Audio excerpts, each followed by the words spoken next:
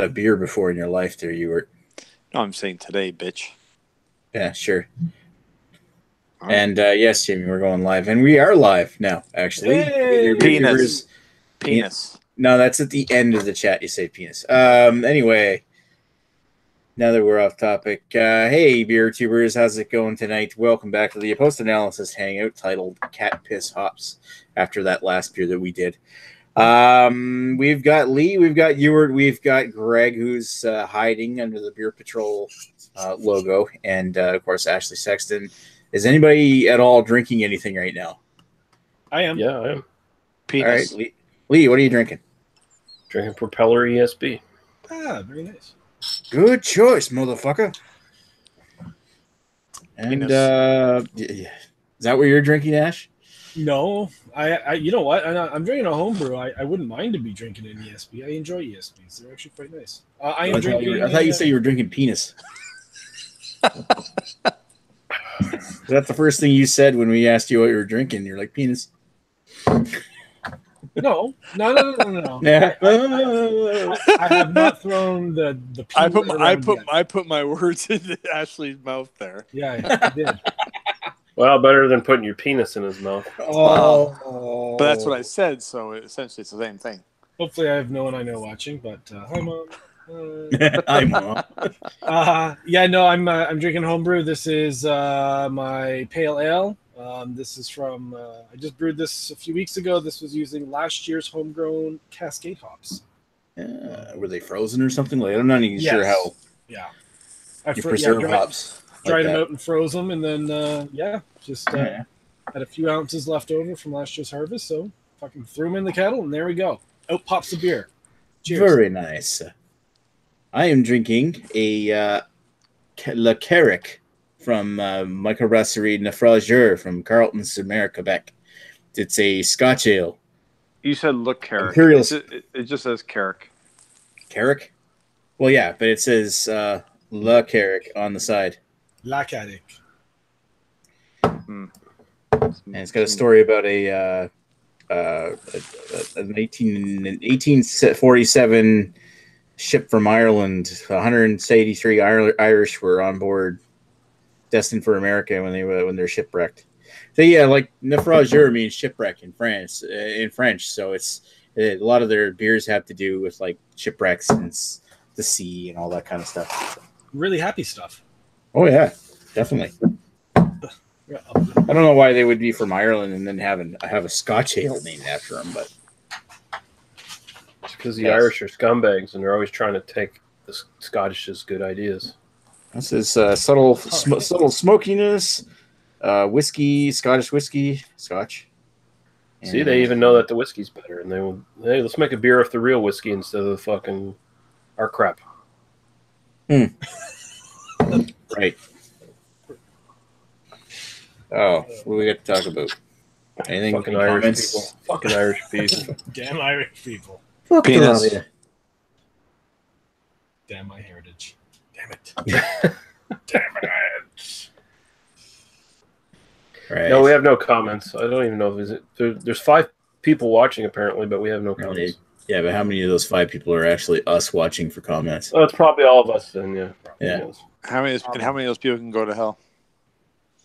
Well, maybe people don't want to comment on their video because they're afraid of us, and like bitching at them or making fun of them when. Well, that's when what they sign up for. They know by now. That's what they're getting. Yeah. They keep coming back. Well, Pieces of surely shit. they're not afraid of Ewart because I mean his comments aren't really all that good usually. Well, he's so polite to our viewers. He gives them very helpful advice, such as where to go live, which is a polite way of saying go fuck yourself. Yep. But I can't instruct them what kind of shoes to buy. I recommend Cole Haan. But of course, there are several steps below Skechers. So. Wow. Wow. Not associated with them whatsoever. I also highly recommend Hammond River if you can get some of that shit. Especially the blueberry ale. No, fuck that shit. What are your thoughts on Crown Royal? Oh, it's a great bourbon. Go get some. We were actually discussing earlier about Nick's review of Zima, and your name popped up. Tell us about your experience with Zima. Me? Eczema. Yeah, I don't know. I don't think I've ever had Zima that I can recall. Maybe once. I don't know. It's very forgettable, obviously. Yeah, pretty much was. I've never had it myself, so. But I do watch Not Nick's much. videos that you can find on Maxwell Star's beer review. Yeah, you can On this see channel. like videos from 3 years ago, just uploaded now. Hey, it was uploaded this year. Actually, all the videos I've been uploading lately have been from this year. You totally have to upload that IPA #1 review. Like, just Yeah, you really should do that. you really should, because that would be fucking hilarious.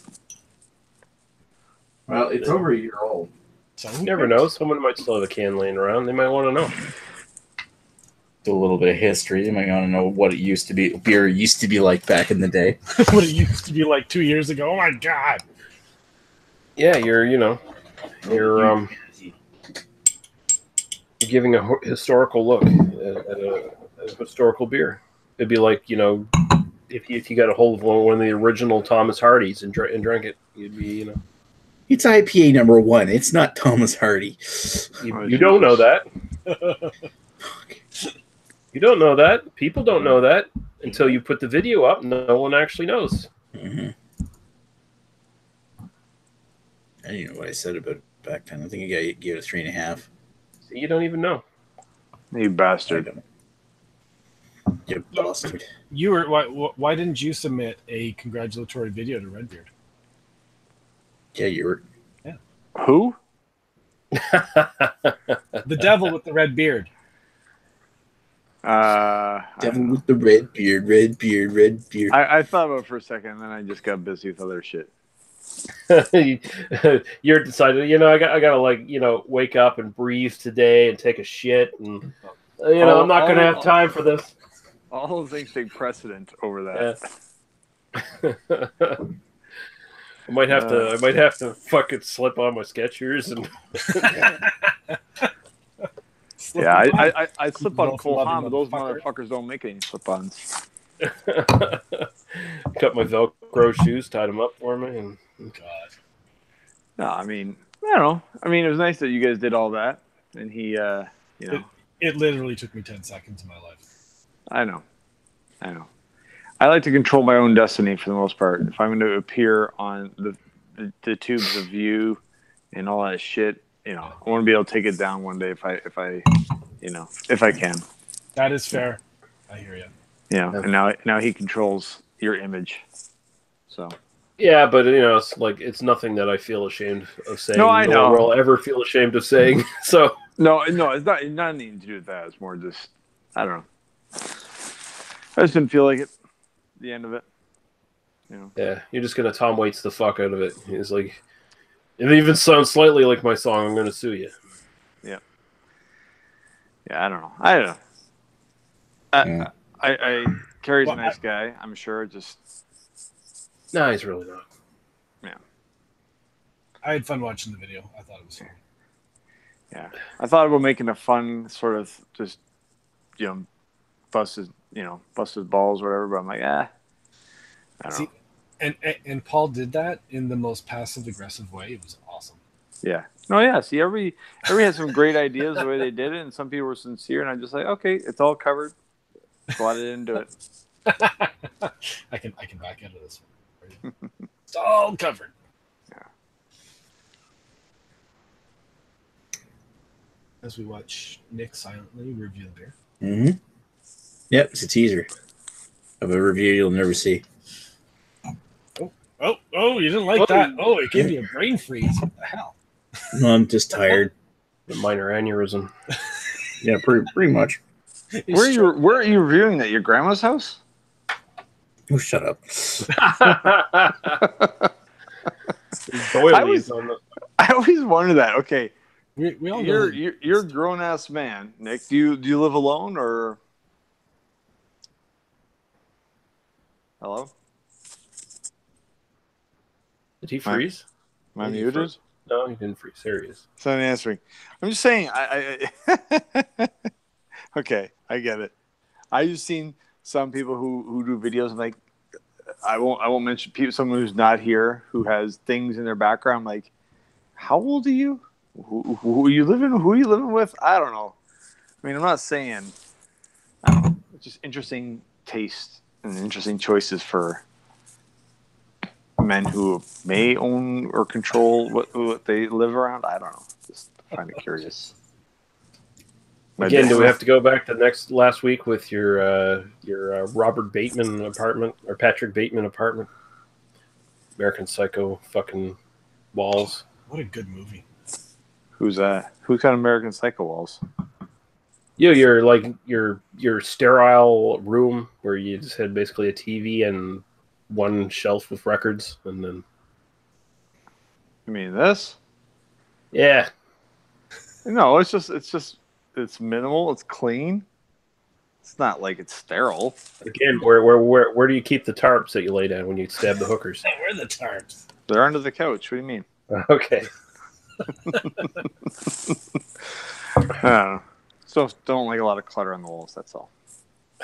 I mean, you know, I'm not one to talk. I got apparently I have like comic book images or video game images on my wall, according to Dr. Dave. So, you know, I'm not saying people have to go crazy decoration. I'm just saying when you have doilies on your shelf. I mean, come on, Nick. Come on, people bro. like doilies. Some people like doilies, I guess.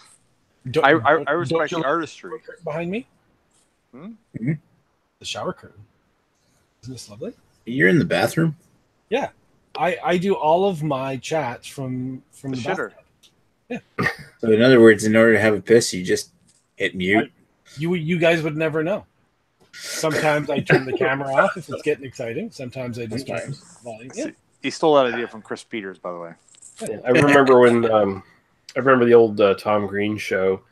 He went to his the guy who just sort of laughed and drank coffee. He went to his apartment once on the show, and the guy was using like black shower curtains as fucking curtains for his windows. He was just like cutting them up and using them to block out the sun in his windows. Well, at least he's doing that. Like sometimes around here in Welland, I see people like they just cut up like plastic bags and they just stick them to the windows. Whoa. Awesome. Speaking of Chris Peters, though, he's been uploading feverishly lately. Is he? For whatever reason. What kind of views is he getting on his videos? No idea. I think he's trying to. I don't know what he's doing, but he's really pushing this whole Patreon thing. Oh yeah. It's really sad.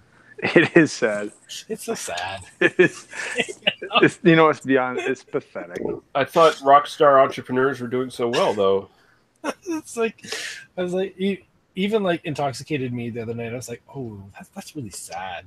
Like I can't watch this. I feel dirty. If you want to donate to my Patreon and we could talk metal or whatever, and he tells you all the benefits of being a Patreon member of his thing. Why is Google telling me or why is YouTube telling me to watch this? Like, God damn.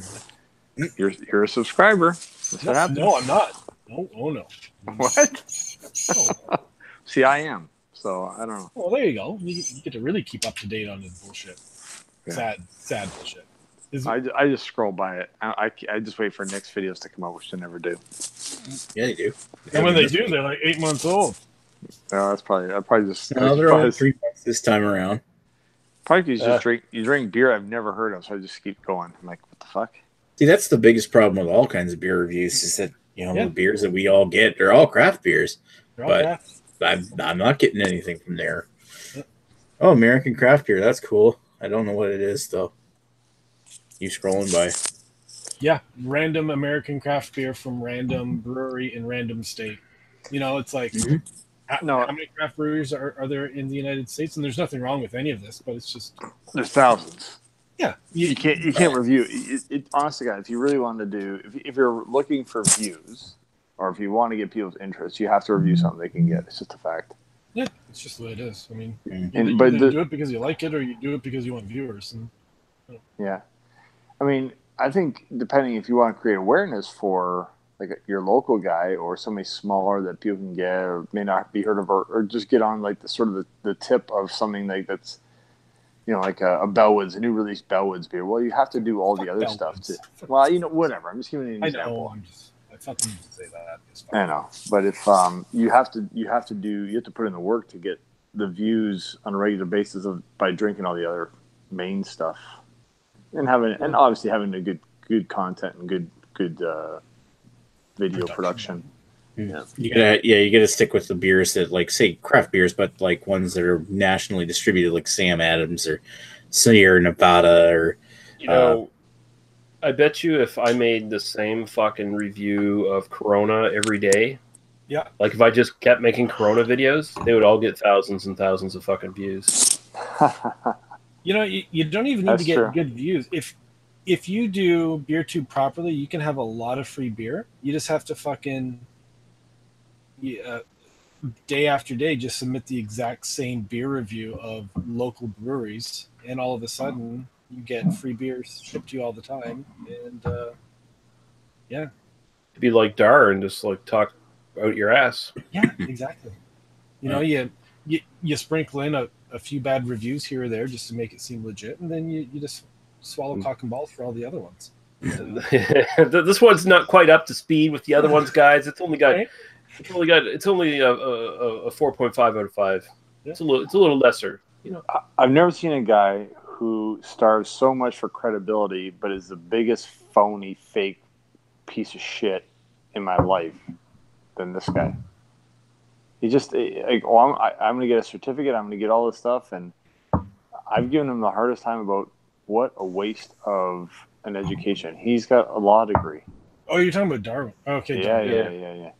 And just like, dude, what? I said, what are you doing? Like, I'm almost like lecturing him in comments. Like, what a waste. And then he gets like, oh, people don't tip bartenders and all this. I'm like, give me a fucking break. You chose this lifestyle. You could be a lawyer right now, making hand over fist, and you're bitching about tips. Fuck off. Yeah. Oh yeah, that chat I remember that video. Some lazy hipster swimming in it. Yeah, but again, I mean, his is content that I don't really watch because it's all fucking random IPA from random brewery and random state ABC. He drinks hype. Yeah. But like, it's like Matt will send me a message on Facebook saying, "Hey, check out Dar this time." Like, usually one of Dar's rants, I'm like, "Oh, here we go." I have to go tee off on. Like, it's like, like tasters. Like, it's unfair to bartenders. They have to work harder for tasters. Like, doing flights. Flights, should they be allowed? I'm like, what a fucking entitled little bitch. Yeah. What a dumb fucking question too. Should flights be allowed? Go fuck yourself. Because there's so much work. I'm this or that. I'm like, are you kidding me? Like, fuck off. I was going to show. You chose this life of being a barback. Now go do your job, shut your mouth, and be pleasant. You're in the fucking service industry. You're supposed to be, bending over backwards for the fucking customers, dude. Of course, you're going to be doing flights. At the end of the day, putting on that fake face, I'm so exhausted. So exhausted. All right. So I wanted to show something here. This is a list of most watched videos on my channel. You'll notice like the first 5 are not even beer reviews. Yeah, your camera stuff does way better. Yeah, I had my most watched video is an old video of my gaming PC from 10 years ago. Jesus, dude, I think you have more views on those videos alone than I have on any of my biggest fucking videos. Yeah. Well, they got popular, and one of the ones that got the most views is my unboxing of my new camera that I got back in April. But like the most watched video, it's all like Beck's. When I scroll down through some more shit that has nothing to do with beer, and then there's Budweiser Shot, which is down 15th place. Schafferhofer Grapefruit. And even when you get down to these ones here, they only have around 5,000 views. It all comes down to what's the closest to like the widest distribution, which is probably the most macro, and also is it something that somebody else is going to be able to get. And plus, it also comes down to like the algorithms. Like if somebody was to actually do a search for this on YouTube, what's the first one that's going to come up? Like how many people have done a review for this? I mean, you look at the most popular stuff. Of course, like there's going to be like 14 different beer reviewers that have done a review of this shit. So, holy fuck! How many tabs do you have open? Enough. I'd say so. But yeah, I mean, the only ones that I've gotten like San Miguel Lager, Lowenbrow, Michelob Ultra, Colt 45, Fax 10. Those are all like amongst the most watched videos that I have, and they're nothing to do with craft beer. What's on page 2 here? I'm willing to bet it's going to be more macro shit. Yeah, Cold Shots, Molson Triple X, Bud Light Lemonade. Oh, I uploaded that this year. That's the other one pretty popular. Erdinger. Ooh, there's like the first sort of craft beer. Pearl River non-alcoholic. Rolling Rock Molson Dry. Anyway, it goes on like this. But it's like anybody who's in a boy band. Your crowd is maybe bigger, but is that the crowd you want? No. You know what I mean? My most viewed video is my review of Jägermeister. Not even beer. 78,788 views. Jeez. And then after that, it's Jack Daniels, old number 7, with 48,000. I've got 2 videos that are up over 100,000. The other funny thing is whenever my podcast covers fucking like sexy movies, you know, or like softcore porn or anything like that, and then those get big fucking hits, and then you get a lot of hate comments like and downvotes because this isn't the fucking movie. It's like, no shit, dude. It's a fucking podcast about the fucking movie. They're expecting to see titties on YouTube. Or you see and you look at like how much of the actual video they've actually watched. Yeah. Yeah, it's like they saw like 3 minutes because they're scanning. You know, leaving with the thumbs down. The worst. We do have some comments. Ooh, we have comments. Who do we have commenting? Well, we have thank you for watching, Eric. Eric Gilbert. Thanks for being our only viewer. It's like Cheers actually got a notice this time. I'm assuming it was going live, so that's good. Having a left field Greenwood IPA, a good hazy. That is a solid beer when it's actually properly refrigerated by the LCBO instead of letting it sit on the shelf. Or you can just order it directly from left field. Or you can just get it from left field. And likely why the floor is so clean. Huh? Not sure what he means there. It's straight over my bald head, but that's okay. That's it. Oh, thank God. All I got. And I'm on to my second homebrew. So there you go. Go get more homebrew. There you go. Actually, it's not bad. It's pretty close to 6%, so it'll do the trick. So what is it you're drinking? I know it's your homebrew. What style is it? It's a pale ale. Just a pale ale. Pale ale. Pale ale, or a pale ale. Palo Alto? Palo Alto? Do you find like Cascade hops though in just like a straight ahead beer? I mean, I don't know. But not typically a fan of that hop. Nope. It's more of a just bittering, whatever, just sort of base hop to sort of accompany a bunch of other decent ones. Yeah, the bittering's pretty mild. Like this one, it's not a straight smash because I use 2 different types of malts, but the entire hop bill is all Cascade, and the bittering's not that harsh. It's pretty mild, but you know what? For a bittering hop, it comes across quite clean, I find. And then it's just all sort of nondescript citrus notes. It's nothing overly special, but literally this probably cost me for a 5-gallon batch. So I got 2 cases out of it. The hops are free. I grow them, aside from the cost of watering. And pale malt, like the malt, probably costs like $15. So time and actually the yeast was a 2nd generation yeast that I harvested from a previous beer, so there's no cost there. So, there you go. Wow. Cheapy. Yeah. But yeah, I mean Cascade. Yeah, it's such an overused hop. Everyone's used it. And any you're an overused hop. Yeah, you're an over. Oh my God. But at least I know what I'm getting when I use this. You know what I mean? Like I sort of know what the end product is going to be like. Not like a YE hop that I get like a fucking. Have you got? Do you have any rhizomes to grow anything else or whatever? Yeah, I actually have 4 hop plants. I got Cascade, I have a Hallertau, and this year I started a Cascade or a Centennial and a Chinook. So I got 3 Classic C hops and then a Noble hop with the Hallertaus. That one I'll just throw with some Pilsen, like a Pilsner malt, and just do like a fucking blonde ale or something. All right. Nothing special but cheap beer. So, Fair enough. and actually, with the Hallertau, I can also do a Schwarz beer. Hallertau go really well with the Schwarz beer. So. I enjoyed that style. Yeah, I don't mind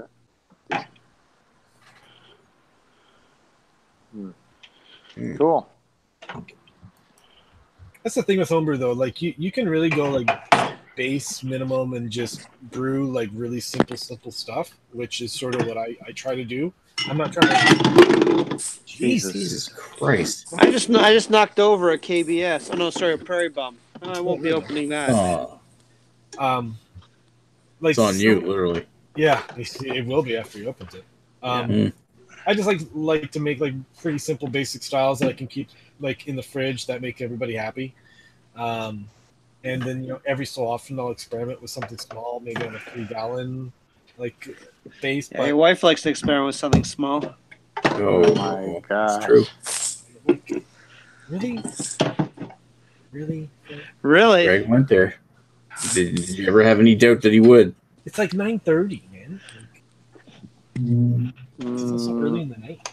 Oh. Yeah, and I'm not even drunk. No, you're not drinking beer. No. I will have another beer though. Well, there you go.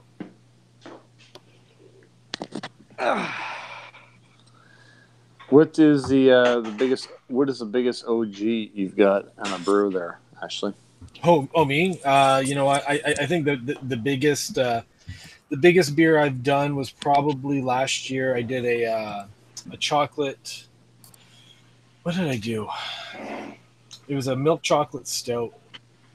Brewed it with lactose, cocoa nibs, cocoa. I think it came out to just under 8%. Yeah. I think it was like a 1070 or something like that, and then it dropped to like 1014. But I mean, I don't like fucking around with yeast and stuff like that. I keep my yeast strains pretty simple, because like once you get really high, like to like imperial strength, you really have to get specialized yeast strains, and yeah, it's a little expensive. So You need to have proper yeast poop. yeah, pretty much. I mean, in a roundabout way, Greg is actually right. Yeah, well, beer is all basically you're drinking yeast poop and yeast farts. Yep. Exactly. True story. It is a true story. Exactly. Oh, wow. It's liquid bread and yeast farts and poop. Nighty night, Nick.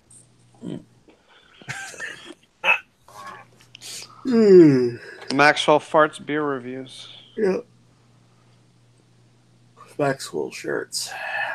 Should we get back to Nick and having doilies all draping his Oh, house for fuck's sake. and floral couches? Floral couches. Where are you getting that Don't make from? fun of Nick. Look behind you right Oh, now. behind me. Don't. I got it for free. Come on. Doesn't make it right. Want me to go radar on you and boot you out? Yeah, where is he now, eh? I Yeah, think what he the may. fuck happens over Did here? he actually take that personally for real? Like, I hope not. No. did he actually not get that? Hey, we're in BA 101. You need to fuck off. There's a reasonable chance. There's a reasonable chance he may have been drinking, and he may have been drunk when he came in there. I might have been drinking too, so what? Or I see Guy was on Untapped. He's drinking somewhere right now. Where the fuck is he? The little fucker. I haven't seen Guy in a while. Yeah. Little bastard. Fucking drinking his fucking gin and vodka because that makes it more healthy. Bastard. Like newsflash, Guy, it's not more healthy for you. If you start going hardcore into gin and vodka, you're not going to be having many years left. Yeah, your body converts the alcohol into sugar, so it really doesn't matter. Well, I mean, look, if you're doing like a calculated drink, a glass of beer versus a shot of gin, then yeah, technically it's a little bit better for you for weight loss. But I have the feeling Guy is just doing pint for pint. Yeah, that's the kind of thing. Because every time you see him, he's like taking. He did like here's to Lee. I'm taking shots of vodka or whatever, and it's like he finished half a fucking bottle that night. I'm like, dude. Oh, smart way to that do was, it that was is- amazing when he cheers to Lee and he couldn't even figure out how to like pour it and then couldn't drink it. A smart way to do it is like look at what Joe's doing, just having one beer a night, and look how much weight he's lost. I couldn't do one beer. in a night. Yeah, I can't do that either. Joe's Well, got some sort of inhuman fucking Yeah. Oh, for sure. It's regimen difficult, going but on. What I just do is I don't drink every night anymore. I have 1 or 2 nights a week where I don't, and then I try most nights to have one beer a night. Then when I'm with you fuckers, I have a few more than one. Yeah. Oh, I'll yeah, drink blame Wednesday us. nights. Sorry, go ahead. I was gonna say I'll drink Wednesday nights, and I might drink one day on the weekend, like either Friday or Saturday, maybe both. But even there, I may touch a beer every once in a while during the week, but it's usually just Wednesday nights on the weekend. So Well, I don't drink every night. Well, Friday and Saturday is usually when I'll grab a big beer, maybe watch a movie with the wife while sipping on a 12% beer or something. Yeah. And then hopefully I don't drink it too fast, and then I'm just like, I want another one. I'll have to be careful with that Dogfish 120, 16.5%. Jeez, yeah, you wanna drink that with a funnel. Yeah. You want to drink that with a funnel? And what you can do is you can take a pop bottle and cut it in half, put the bottle in your mouth like this, and then pour the bottle in, and just go. That's the proper way to enjoy a beer. That's the way to shotgun a beer. You know, Nick, I always appreciate that you're always trying to help me better myself. When you drink it faster, your metabolism burns it faster. Thanks, Nick. If I ever find myself in like a 1980s frat boy comedy, I'll know what to do. Hello, Matt. How are you? Hey, Matt. This has been Arts and Crafts with Nick. What's going on? Thanks, Matt, for coming in and raising the class of this joint. Oh, Only a you bit. really? I'm kind of like, I can't believe I'm a class raiser. Yeah, no. Well, I'd rather be a hell raiser. it just goes to show. What's going on? Drunken What chicken is going against- on? Penis. Penis, How was- for sure. How was the what'd you guys do? Collective arts today? Yeah. Collective How Arts was it? IPA number 6. It Sucked. was a little disappointing. Yeah. Nick, you can stop that. Nick's playing with his douche again. Play with my little rocket blower. Oh Jesus! The pocket rocket. Really? Turkey baster. Play with my armpit Enema? like this. Go. All right. Enema time on beer. Nazis. Enema time. So are you moving from jokes to becoming a prop comedian now? Is that going to be your new type 5? It's going to be like Whackity schmackity. Oh God. Hey, when are you guys gonna do the dual mystery review? Oh yeah, Yeah, when are we gonna do that, You Lee? guys gotta figure this shit out, man. I don't know. We can do it this week at some time at your convenience. All right. We could do tomorrow as long as it's earlier in the afternoon. Yeah, I'm not off work till 6:30. So, Hmm. what time works for you? Like, when early this afternoon? What does that mean for you? Oh, like 'Cause I know you're a night owl. well, it's not so much as like I've got a bunch of stuff to do this week. I don't know. Like, how about 7 or 8 EST? Oh, Eastern, like 9 East, 9 You Atlantic. guys are on the same time Yeah. zone. Are we? Oh, okay, I keep forgetting that. Jesus. I keep forgetting that New Brunswick Our isn't weather's quite that almost the retarded. fucking same, man. You guys are on the same time zone. It's like one's in One's on the other side of the bay from me. I keep forgetting. I tend to dismiss New Brunswick. It doesn't exist for me so much. Jesus. Thanks, asshole. It's not an indictment on you. It's just on your province. What I will do, I will It's go. not you that sucks specifically.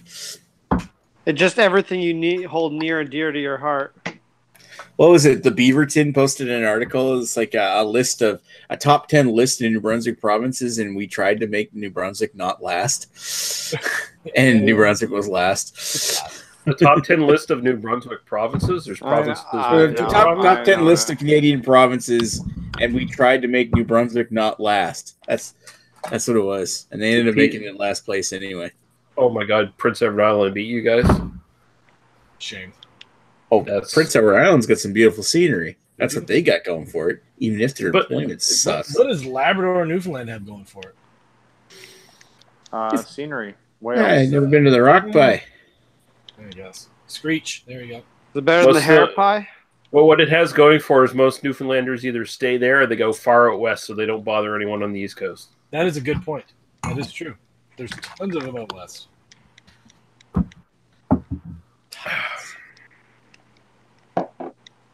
Anyways, I'm looking forward to it. I think it should be fun. I didn't do anything crazy, so. So I've never done one of these mystery things before. So what are we're supposed to like just basically guess the style, because there's no way I'm guessing what the beer is. Like that's just a Yeah, fucking so question. Yeah, it's a Matt, mess. just so you know, I sent to both Lee and Nick a beer package for beer analysis that we have some upcoming stuff that they can't get, and then I included a beer for both of them that they probably couldn't get where they are, for them to do a dual review live. on the AKA, he sent you homebrew. You know that you guys know he sent you. No, I homebrew. will 100%. No, it's not. I will 100% say it's not homebrew. It's a I'm not Cascade afraid of Pale saying Ale. Unless Ashley has a canning line, it's not homebrew. It is not homebrew. But you know, Not- maybe, Never know. maybe for next time, just to He get said it was a some- lager, I think. Yeah, I was joking. I was like, drink it fresh because it's a pilsner. It's got to be drank fresh. But that's No, if they get someone else. So No, that's awesome. Are you guys going to do it tomorrow? well, they're Yeah, we could Hopefully. probably. I think so. I don't think I've got anything going on tomorrow. Let's Alright. just say like tentatively tomorrow at 9. Oh, 9 our time. Is that good? 9 our time, yeah, that works. All right. And what do you usually call something like this? Do you call it like that's like the mystery beer from Ashley Sexton? yeah, you just Call whatever the it fuck you want, call man. it Maxwell Star's Magical Mystery Tour. Magical mystery. Oh God, That's awesome. that sounds like something that's gonna get you arrested. Yeah. You should just call it Maxwell Stars The Stranger. Stranger, let's sit on your hand and then And masturbate. just a big left hand, and then that way left hand brewer can No. see you. So, yeah. How they have not come up with a beer called The Stranger yet is beyond me. That's a good point. But no, I mean, to answer your question, Lee, as far as I'm concerned, you just talk about what you taste. That's what I've always done. If I feel like I know what it is, I'll lay my deck on a table just for fun. But just kind of talk about it and be like, That doesn't sound fun. You know, I like this, I like that, and this is what it is, and either it is or it isn't, and then you just drink yourself to sleep. It's pretty much a Tuesday.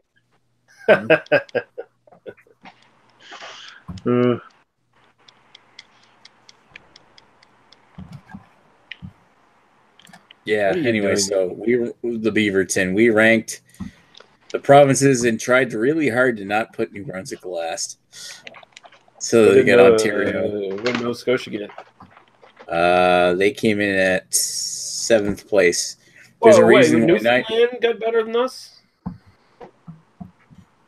Oh, I can believe it. Newfoundland, friendliest province in Canada. Newfoundland has a distinct music scene. Gross Mourne Mountain, nightlife of St. John's.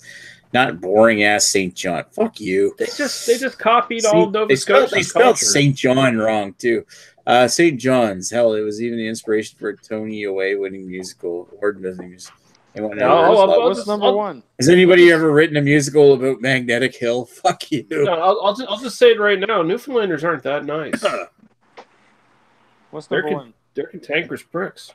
Great dog breed though. Alberta's got some of the best Yeah. scenery. Labradors are great dogs.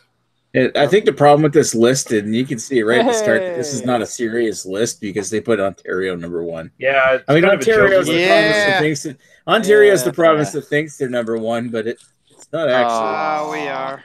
We are. Everyone knows Yeah. it's not. Wait, what website is this on? The Beaverton. Roast. It's like an onion that- for Canada. Is it like the onion, or is it like the paste? Like is everything fake on it? It's like the Yeah, Huffington. everything's fake on it. No. Oh, okay. It's like Huffington. No, it's not. Okay, so you were making this out to be like an actual news story. What I said, it was the Beaverton. I would have I assumed don't that know what everybody the knew what the Beaverton Beaverton is. was. Like, that's stupid enough to be real in Canada. Like, the Beaverton. Oh, isn't that cute? Isn't it so Canadian of us to name our fucking thing the Beaverton? It's fake news. That could have been real. Like I would have bought that as real. That could have been like a really stupid newspaper from like New Brunswick or someplace. So not only is Nick not professional, he's no longer credible. He's fake news. He is fake news. Shut up. Anyway, number 6, Prince Edward Island, Anne of Green Gables. Let's move on. But number 10, New Brunswick. Maybe if we had included the territories, you would have done better. Probably not. Well, you see, I still don't see the jokes. Like you're saying this is a joke fucking site, but listen, there are no jokes. Yeah. That's how sad New Brunswick is. You know what the sad part is? So you know what the sad part is? Sad part is I think I know where that picture was taken. Pretty sure that's in St. John somewhere. Did they credit you for it? No, fuck off. But I mean, look at all the beautiful pictures they used of every other province, and then they just like used a Google Street View of New Brunswick. Google Street View. It's untrue, eh? It's like what? Random date on It's like, what the fuck? You could have used this fucking Hopewell Rocks or something. They found the 1 3-story building in New Brunswick and put it up there. New Brunswick, Canada's Detroit. Christ. Is that bad? No, Hey, it's not that bad. Can you like wait? New Brunswick couldn't light their water on fire? Probably. Well, I mean, if you live in Penobscot, maybe. Yeah, I was gonna say. Now he's throwing some regional bigotry around. Oh yeah, well, where is it? Up past Sussex, there's a place called Penobscot where they had an issue with their water table because the mine collapsed. They had a potash mine that collapsed and destroyed the water table around it. And they kind of had belief that maybe it was something to do with fracking because they were seismic testing Or at the the whacking. time. All of a sudden, they were seismic testing at the time, and ended up that right around then that the mine collapsed. Anyway, so where is it? I see Eric Gilbert in the chat poured himself some Talisker tin. Good choice, sir. Ooh, that's a good choice. Good motherfucking choice. And Jamie says, New Brunswick, what's so new about it? Geography Seinfeld. Oh, well played, good sir. I can hear the voice too. Yeah. What's so new about it? What's so new about New Brunswick? So new about What's so new about it anyway? You think of some like 45-year-old dude married to a 16-year-old girl, like a matrimony Seinfeld. Where are the people? Why does everybody have a floral patterned couch? I don't understand. Oh, Jesus, Why can't you get shoes with Velcro on them? Why? What is the fascination with doilies? Fuck. There you go. And what is the deal with Hammond River? Do they make another beer besides Blueberry Ale? Dude, if there was like a Haysbro Seinfeld account on Twitter, I was like, "What's the deal with adjuncts?" Like, we just put somebody I don't even know anymore. You know what I mean? Like that would be like 1 million followers. That's funny. Seinfeld craft beer account. And be like, you know what I mean? You could put it. You brought IPAs. Not that there's anything wrong with that, but no. Hey Matt, I've been meaning to ask you, how do you keep your bottles organized? It looks like it's done by region, perhaps, or. I moved. I put them up, and I never thought about it again. But loosely did it by region and kind of like I'm autistic. I don't know, man. Like fucking, I don't know. Like there's some Canada shit here. Canada, and then you have Canada up above your left shoulder as well. How many New Brunswick beers do you have? Well, no, this is good beer. Oh, okay. Hey, And this is that's a good beer from here. Yeah, Well, here, no, that's fantastic beer. Here, you want to hear a story about Canadian beer? I'm going to tell you a story. You guys want to hear it? yeah. Sure, yes. So you guys had this beer? All of you have had this beer, Oh, yeah. right? I brushed my teeth. Okay. I'm not sure about I love this beer. I love this beer. This has near and dear to my heart. And the Cafe del Bastardo is like one of the best coffee beers. Sorry, Greg. It's one of the best coffee beers ever made. I think it's fantastic. So lo and I thought you behold, said you tried some good beers. yeah, 2 weeks ago, 2 weeks ago in Jersey, mind you, where I live, about 45 minutes south of here, I walk into a beer store. Lo and behold, they have not this and Cafe del Bastardo in New Jersey. I'm like, this is fantastic. Yeah. I love this. in 500 milliliter bottles for $15 and $20 a bottle. Oh, my shit. God. Jesus Christ. Yeah, so not only twice Bought four, the amount right? of money, but half, like a third of the amount taken out of it. So it was like Cafe del Bastardo was $20 for a 500 milliliter bottle. Oh my god. That's a $15 Canadian bottle and $7.50, right? It's 12 500s. Yeah. No, the Cafe del Bastardo, right? I didn't think it was that much. Like, Hold on. What what was the price? I forget. No, I think I paid like, Kentucky, I think I paid like this $13 Kentucky for it. Bastard is $11 or $12 Canadian, right? And it's Much better value. So this past year they changed the format from the 7. Oh, they did. Yes, they went to a Wow. smaller bottle this year. The price came down a little bit. I don't think as much as it should have, but I can pick up the Cafe del Bastardo for $12.95 Canadian for a 500 ml bottle. So that probably actually translates to what between the $15 to No, $20 range in American. No, it'd be the opposite. Like 12. Oh yeah, that's right. Yeah. Yeah, it'd be cheaper. It'd be like 10. Because I remember it was kind of like they used to be tit for tat, price wise in Buffalo when I used to go from Toronto, Ontario to like Buffalo. It would The be best like province. It would be like, of Buffalo course, is the best province. as voted by Crack Magazine, but it would be like if it was $12 Canadian, it would be $12 American. Sure, you lost the money in exchange rate, but importing the whole bullshit tariffs. It's Trump's fault. Is basically what I'm trying to say.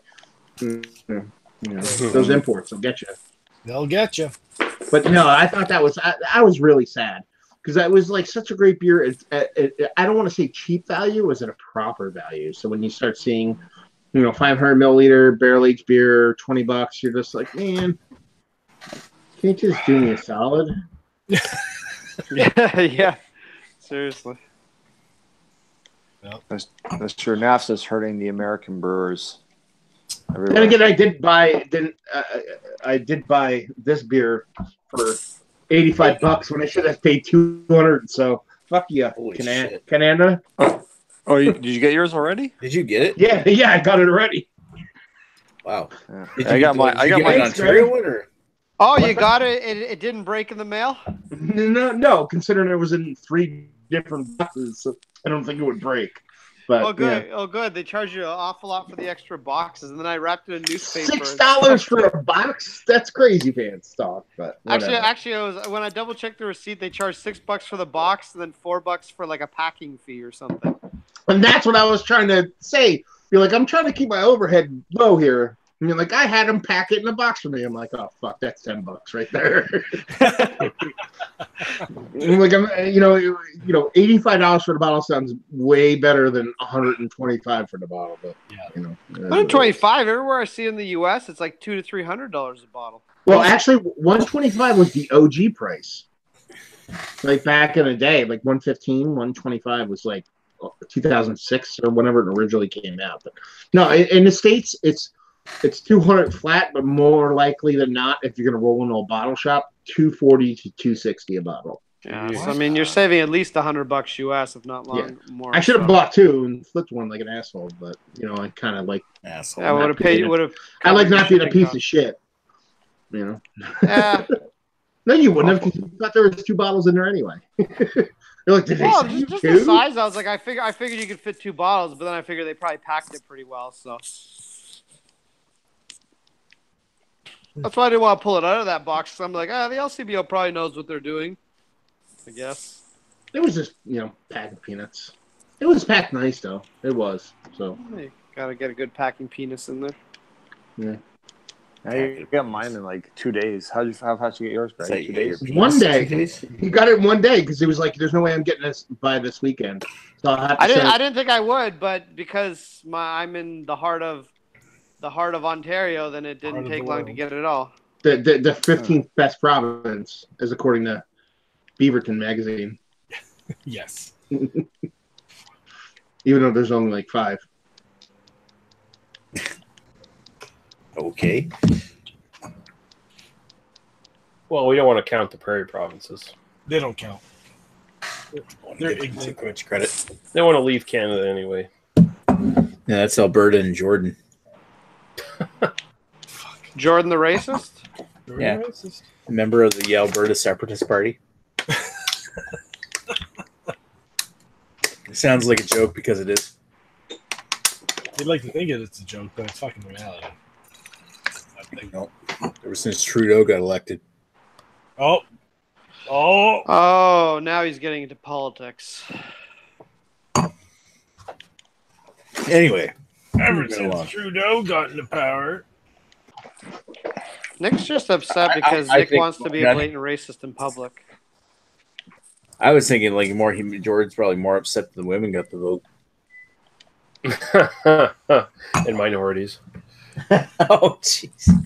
Probably He's more the upset the latter. minority. He's upset the minorities are even allowed to drive. Holy fuck.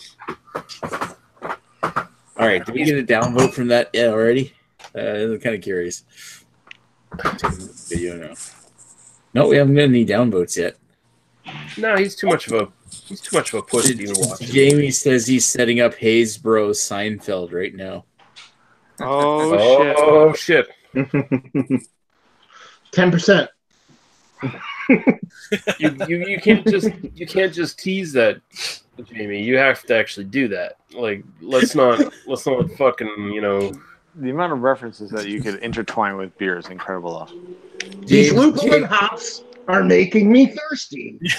Jamie says Penobscot is the Shelbyville in New Brunswick. Yeah. This was supposed to be the summer of goes. Oh, God. Sarah. Like a picture, it's endless. A picture of a guy like looking at like a mispronounced name doing the whole Mulva thing. Do you remember that? Yeah. Anybody remember Yeah, Mulva? yeah. Mulva. Dolores. And he's like, it's just mispronouncing the beer. You know, when she walks out the room. Here's the feeling good all the time. You know what I mean? It's just some dude waiting in line for fucking assassin or some shit. Oh, that's funny. That episode too. Every time you watch it, you forget what the actual name is too, and you're like, Yeah, that's right. What is the name that sounds like a female part? What is that? You know, you're like, shit. Mulva. So fucking. Well. So you ordered Utopia. So you kind of spit the bullet and bottle one. They sat too long. They didn't sell out immediately, and you're like, fucking, I have to get one. No. I got it right away. Oh, okay. Did Jamie get one? Jamie, did you buy one, Jamie? I know you're in the chat. I still haven't even finished my one from a couple years ago. Yeah, neither have I, and I didn't like it that much, so I didn't get one this round. Well, that goes without saying. You're an idiot. The interesting part about this year is, and one of the reasons why I was like, okay, I gotta get it, is because they aged a bunch of them in aquavit barrels. Oh yeah. Yeah, and it's like I know nothing about aquavit. You know what I mean? Like, I had a Nongino porter and aged in aquavit barrels. Well, that's the thing. Like, I didn't know shit about it until I met my wife now and her family, and it's apparently it's like a big German, like Sweden to German kind of thing. Like, Yep. It's basically like their version of Zambuca. It's not minty or anything, but it's more like an after dinner drink to like settle your stomach and to make you basically to open up, eat more food. Take some aquavit, and there's like they have racks of it upstairs at my fucking like the wine racks and shit like that at my fucking my in-laws' house. Like they because they stopped selling it in the United States, so it's like this crazy thing every now and then after dinner. It'd be like, "Hey, someone want some aquavit?" And I'm like, "I've never had it before." It's just some like weird medicinal thing. So I was like, "Oh, that's kind of cool." So I get it and share it with them and stuff like that. So it'll be fun. Interesting. So with the Utopias, they obviously do a different process every time they do it. Like different barrels, different. There's a consistency about it. Like I think there's Cosmic Mother Funk in all of them. And then make a base beer and then blend it with other things and barrel age. So some have triple bock in it. Sam Adams triple bock, which is like the first kind of foray into like high ABV beers. They put some of that in there. Millennium, which was like basically the first edition of Utopias. They blend some of those in some of the years. This one has both Cosmic Motherfucker or both triple bock and Millennium and Cosmic Motherfunk in it, but there's all kinds of other like bits and pieces, barrels of everything that's blended together, and they take all the base. So I'll be like, okay, this is port barrel, cognac barrel, this is barrel, like all these other beers. They blend them together, and they take that base beer, and then I think what was this year? Muscat barrels. I think they ended up taking the end blend and put it in Muscat barrels. Wow. As like to finish it off. So it's all over the place. Where do they get all the triple bock from? Like how much do they have from 95 through 97? Who knows? Magic. Yeah. The sort of magic. Yeah, who knows? They might even have made more outside of those years, just if they were that kind of future forward as far as thinking. They could be like, let's just make some just to have it. You know what I mean? Because we'll fuck with it in the future. Who knows? But then again, they could just be putting an eyedropper in and be like, hey, it's in there. Yeah, it's in there. It qualifies. It's like double dry hops. It's like companies are like, okay, we put 9 pounds of hops in this whole tank, and be like, okay, leave 2 nuggets behind, and then a week later they throw one in. A week later they throw another in, and be like, yeah, it's double dry hops. You know, we got it. There you go. It qualifies. Interesting, yeah. What's the final ABV on that? 28 on the bottle. I like how Ashley's like, I can't order it because I'll drink it all in one night. No, I totally would too. I would probably sit there and I would pour way too much, and then I would just keep on pouring it, and then it would be done and gone. Well, it's like when you have one of those nights where you just decide to drink an entire bottle of bourbon. It's like I regret nothing. Yeah, it's a fun experiment to do because it's like because your mindset is beer. Yeah. You think about it like beer, so you kind of go into it thinking I'm going to drink some beer, but then you're not because that's not what you know what I mean. So. Yeah. You kind of, even to pour, like I poured some tonight. I didn't I was like, okay, I got it. I'm going to pour some in there. I poured like 2 ounces and I was like, I only wanted like a half ounce to an ounce, but I automatically started pouring. I'm like, whoa, stop, dude. I'm like, what are you doing? Yeah. You know what I mean? It's not that, like, stop. So even you think about it in the wrong manner. But it does as much as it comes off spirit, because that's spirit all the way, and it's hot all the way, but in a fun way.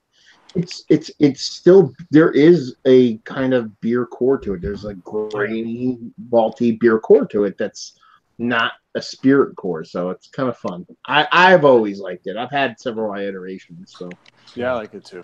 If you like barley wines and old ales, you'll like it. And that's the. Go ahead. I was gonna say that's what I'm trying to like process is like what sort of category style does it sort of funnel itself into, and I think you sort of answered that right there.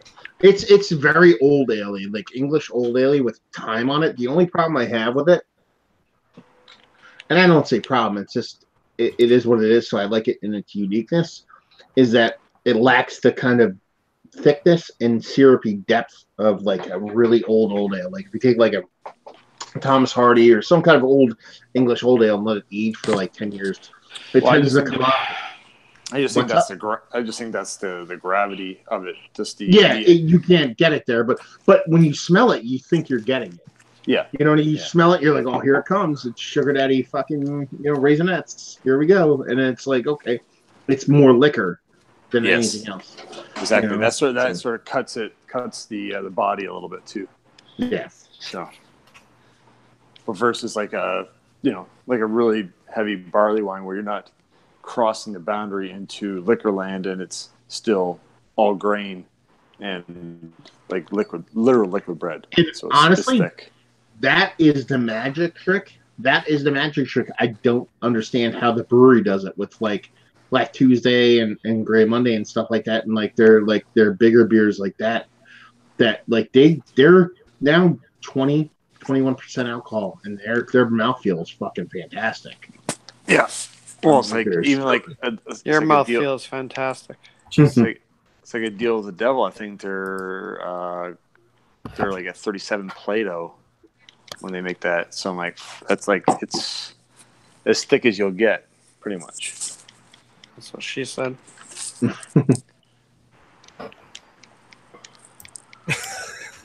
What are you doing, Greg? You're like feverishly clicking something. Oh, I'm playing Spider-Man. Oh, well, there you go. Well, listen to you fuckers. Playing Spider-Man on what? I don't even want to know. With my Anyways. penis. Yeah, no, I know. that's a euphemism for something. Yeah, you don't want to know what he's playing Spider-Man on. His penis is called Spider-Man. But it's not talk. I'm shooting those webs, slinging those webs. Why not? Come on, admit it. If I released my own porn video, you'd all watch it. No, We already saw it. no, That's true. we wouldn't ever. It was awful, but you all still endorsed it. No. Brought to you by Canadian Club, Ewart's Whiskey of Choice. Fucking goddamn it. Oh, On that note, I'm out of here. I gotta go to bed. I'm tired. all right. Good night, Ewart. Good night, guys. Oh, baby Yui's tired. So going on to comments, Jamie's like, buy one. What? He's like, sorry, missed that, Ash. If you are asking about Utopias, I did not buy this beer. Okay, he did not buy this year.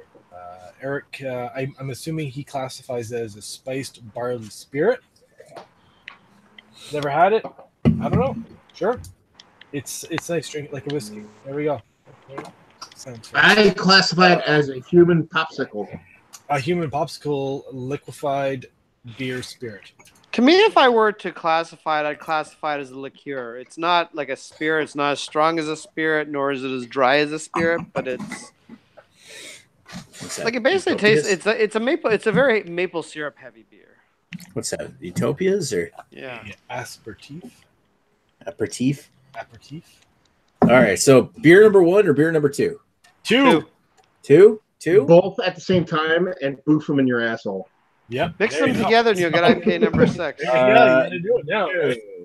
All right. I gotta take a look at Trailways Sensible Nonsense, which is a double IPA featuring what did it say? Australian and Australian American hops. Wow, that's like 2 of 40 possibilities. Yeah. It's like, It's cars and cars. yep. I'm gonna look it up. I'm gonna see what they used. And what is that? Milking it? So that's a milkshake IPA. Yeah. Well, it's not a milkshake IPA. It's actually like pretty old school IPA with just a touch of lactose. It's not that like sweet or over the top or anything crazy. So yeah, the label's a little misleading. Yeah, I was gonna say the label makes it seem like it's a fucking milk. It's a very kind of old school IPA, not overly thick, not overly carbonated, not overly oated. Like it's hazy, but if you were in person, it's like you can actually like glean color through it. Like, Yeah. you know what I mean? Like it's not overtly hazy, and the lactose is so delicate. It's not like over the top. Like it's barely there. You know what I mean? It adds like just a little bit of kind of depth to it. It's not like overly sweet. It basically takes it's 8 and change, 8.1%. It basically makes the beer an 8.1% beer, and then brings it back to like maybe like a 6% beer because the sweetness balances out all the bitterness, and it just makes it more drinkable. And Got it. yeah, it's not a milkshake, Got it. but it's a cool label though. It's a funny label. I was gonna say. Yeah. Nick, what is your research dug up on your beer of American and Australian hops, or is it New Zealand hops? This is American and Australian hops. You're right. It could be mean anything. Galaxy? I don't know. Yeah, I was just like, oh, it's got Galaxy and Mosaic in it. There we go. Uh-huh. Citra. They don't say. Usually Trailways says. I'm trying to see if I can find more.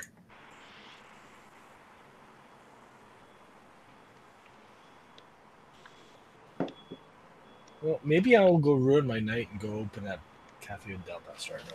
Do it. Yeah, do it ruin now. your night. Do it. Yeah, I think. Unless you wanted to do a dual review of it at some point. Have you had it Oh, before? shit. Who, No, me? I have a bottle of it. No, Ashley. Oh yeah, I've had it. Yeah. Yeah, open that shit then. Drink it. Why not, right? Yeah. It's going to be coming out in like 2 months, anyways. Around here. I love that beer so much, man. I just put my bottle of it in the fridge. So Oh really? otherwise I would drink it tonight. Well, it's not to be drank cold. So. Are you serious? Like, what temperature are you drinking it at? Well, mine will be coming straight out of the fridge, but I'm not going to drink it really fast, right? So. I don't know if I want to drink it. I'm heading off in an hour or so. I don't really want You to. are an hour ahead. So. Yeah, I'm gonna take it easy. I don't want to. I can see that beer fucking me hard. You know what Jesus, this Nick. is? That I can drink one Not tonight. Greg hard or Chris Lysak hard. I can literally just pick one up on the way home and drink it again tomorrow. I don't know why. There's this one LCBO around my place that they still have like 15 of them on the shelf, and I don't. Holy shit! I wanted to do like a beer analysis on it, but I don't think enough people can get it. That's the problem. Well, that's the thing. So, if you guys can't get it out east, like if we do something around Christmas time, I can send them out there again. So, If you want to do it, Nick, I will I'd bite have the to- bullet and pay the money for the fucking crazy bottles by me. So I can get it. Okay, maybe we can do that in the wintertime if I think at the price point this beer is at that I wouldn't ask Ash to send me one. I'd have to pay him. But well, cans ship a lot cheaper than bottles, but I mean, really, if Wait, I'm do doing they- like one they- shipment of like a few cans and like a bottle, that's fine, man. I don't care. okay, well, It's all good. Anyways, I'll be play right it by back. ear. I owe Yeah, you a there's beer, fucking man. bottles to get rid of. Fuck. I'm gonna have to do like I've been thinking about doing like a beer analysis. If we did a beer analysis on a beer from my area, if I sent like a whole bunch of them out to Chris or something, and have him distribute to whoever can pick it up from him, because I think that would cover like Ash and Greg, at least, maybe Joe. What, is this something I can get? Well, I was thinking like if I was to do a beer analysis of a beer that I can get here, like a local one to me, send it to Chris around the same time that you're coming down to get your cat's butt shaved. Ha, that's true. Then you could pick it up from him. You And- you ever try like sponsoring? Like reaching out to like some kind of like beer club that like sends beer to people in Canada and be like, I know you don't want to soil the integrity of Oh no, it's beer not analysis. that. I mean, I don't know why that would soil the integrity by getting sponsorship so much. It's just, I think that like generally shipping beer in New Brunswick, in Canada, especially New Brunswick, is kind of taboo. I Oh my. mean, I think technically, when it comes to beer mails, we're not supposed to do that. in just your province or Like, I know that are there companies that in Canada to where you can order beer and get them? yes, but not in New Brunswick. If it's beer But- that comes across provincial lines, then it's illegal. Okay, well that was my question. I thought maybe it was Naughty, like, naughty, Nick. Inter Naughty. Canada was okay, but And I think like that whole beer crossing provincial borders is that actually went all the way up to the Supreme Court with someone from New Brunswick recently. Yeah, I And know, and they they struck it down lost. because they're assholes. Yeah, exactly. Ooh, this one's got some cat peek going on to it. see in the States we have the same thing. The breweries just don't give a fuck. So then they just they don't care. Well, They just send it anyway. that's another thing. Is anybody enforcing it?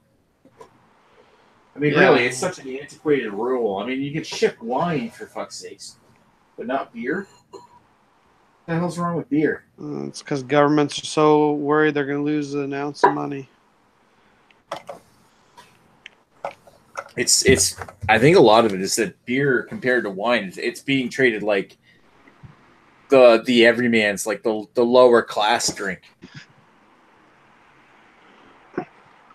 But I always found it weird that like I can't send beer to Canada, but anybody sends me beer from Canada to me, it goes through just fine. Goes through Joe. Hey, Redbeard. What's going on, guys? Oh, god damn it, my sound is wrong. I ruined everything. You sound fine, dude. No, my audio is coming out of my TV instead of my headphones. Oh, well, you know what to do. Change Yeah, your it's sound all output. good. It's all good. It's all good. I got it. Change your sound output. I did, man. It's okay. I did it. What's going on, gentlemen? Oh yeah, No, nothing. We're just discussing how old and sensible feeble yours is. concept. True. How much you missed IPA number 6 by not missing it at all? Yeah. Redbeard, what did you give IPA number 6 or whatever rating scale you use? I don't really watch your videos. Out of 10, I want to say it was in the 6.5 to 7 range. Okay, so you hate were it. actually Serious? you were actually generous. I gave it a 3. Hello, cheers, Redbeard. I To gave me, it that beer low. was borderline undrinkable. I gave it less than Redbeard did. Well, Wow. I'm just trying. Maybe I gave it less, but I don't think so. Like it I wasn't. gave it a 6. It wasn't below anything below a 5 means like the can either gets smacked or the bottle gets broken, and I know that didn't happen. I'm pretty sure the other every other one I had was in like the 8 to 10 to 11 range with that one. So yeah, this one here it wasn't horrible, but compared to those ones, they missed. Oh the yeah, mark. like going back, here's the final scores from IPA number 6. I know everybody else has seen this already. That's but hilarious. this It's is- the same. Yeah, well, yeah, it was, and people gave different Props to ratings. MS Paint, by the way. MS Paint, fuck the world. Yeah. Of Damn course. right, baby. Well, Chris isn't here to do his Photoshop magic because he's out getting laid. Yeah. That whatever program But he uses, you can get it for free. The, Eh? the thing is, I mean, it's been hours. You know, Chris thought he finished in like used 5 Photoshop. minutes, and he's been crying the No. rest of the Like, he night. does some stuff in Photoshop, but then the program he uses to like do all the shit on the camera on his screen and stuff. Is Oh, Sparkle Cam. that's what it is. You He's can got find a, that. for importing his camera. Doesn't he have like an Elgato or something card? I don't even know. But Oh no, you know what it is? He's got Sparkle Cam, and then he can plug his camera into his computer through USB or something, and it tethers because it imports the video. there My you go. my Sony cameras don't do that, unfortunately. Oh, look at the color. Wow, suddenly the Sonys aren't so great, Ooh, are is they? that- Nick? Is that Cafe del Bastardo? That Nice. is like a Yeah, straight mocha head right That's there. Yeah, that's Boston. that's Yeah, be prepared for not much mocha Phil. flavor. I was thinking I Yeah, just more put like my- cafe would know, but cafe Yeah, taste. that's Bill Cosby in a glass. Oh, Roofies. Jesus. Yeah, it's filthy. It's pretty good. Phil- I actually Philly- really enjoyed it. It just Filthy even little less pudding coffee pop. than last year, man. yeah, it's like straight Yep. bourbon and straight like milk chocolate on the nose. Yeah, Filthy Like- little pudding pot. Yeah. You put the roofies in the drink. Yeah, drink it, Theo. All right, so Red Beard New York, the coffee is really faded on this, but Yeah, man. what I'm getting is that like on the sip, straight that really dark, like Dark.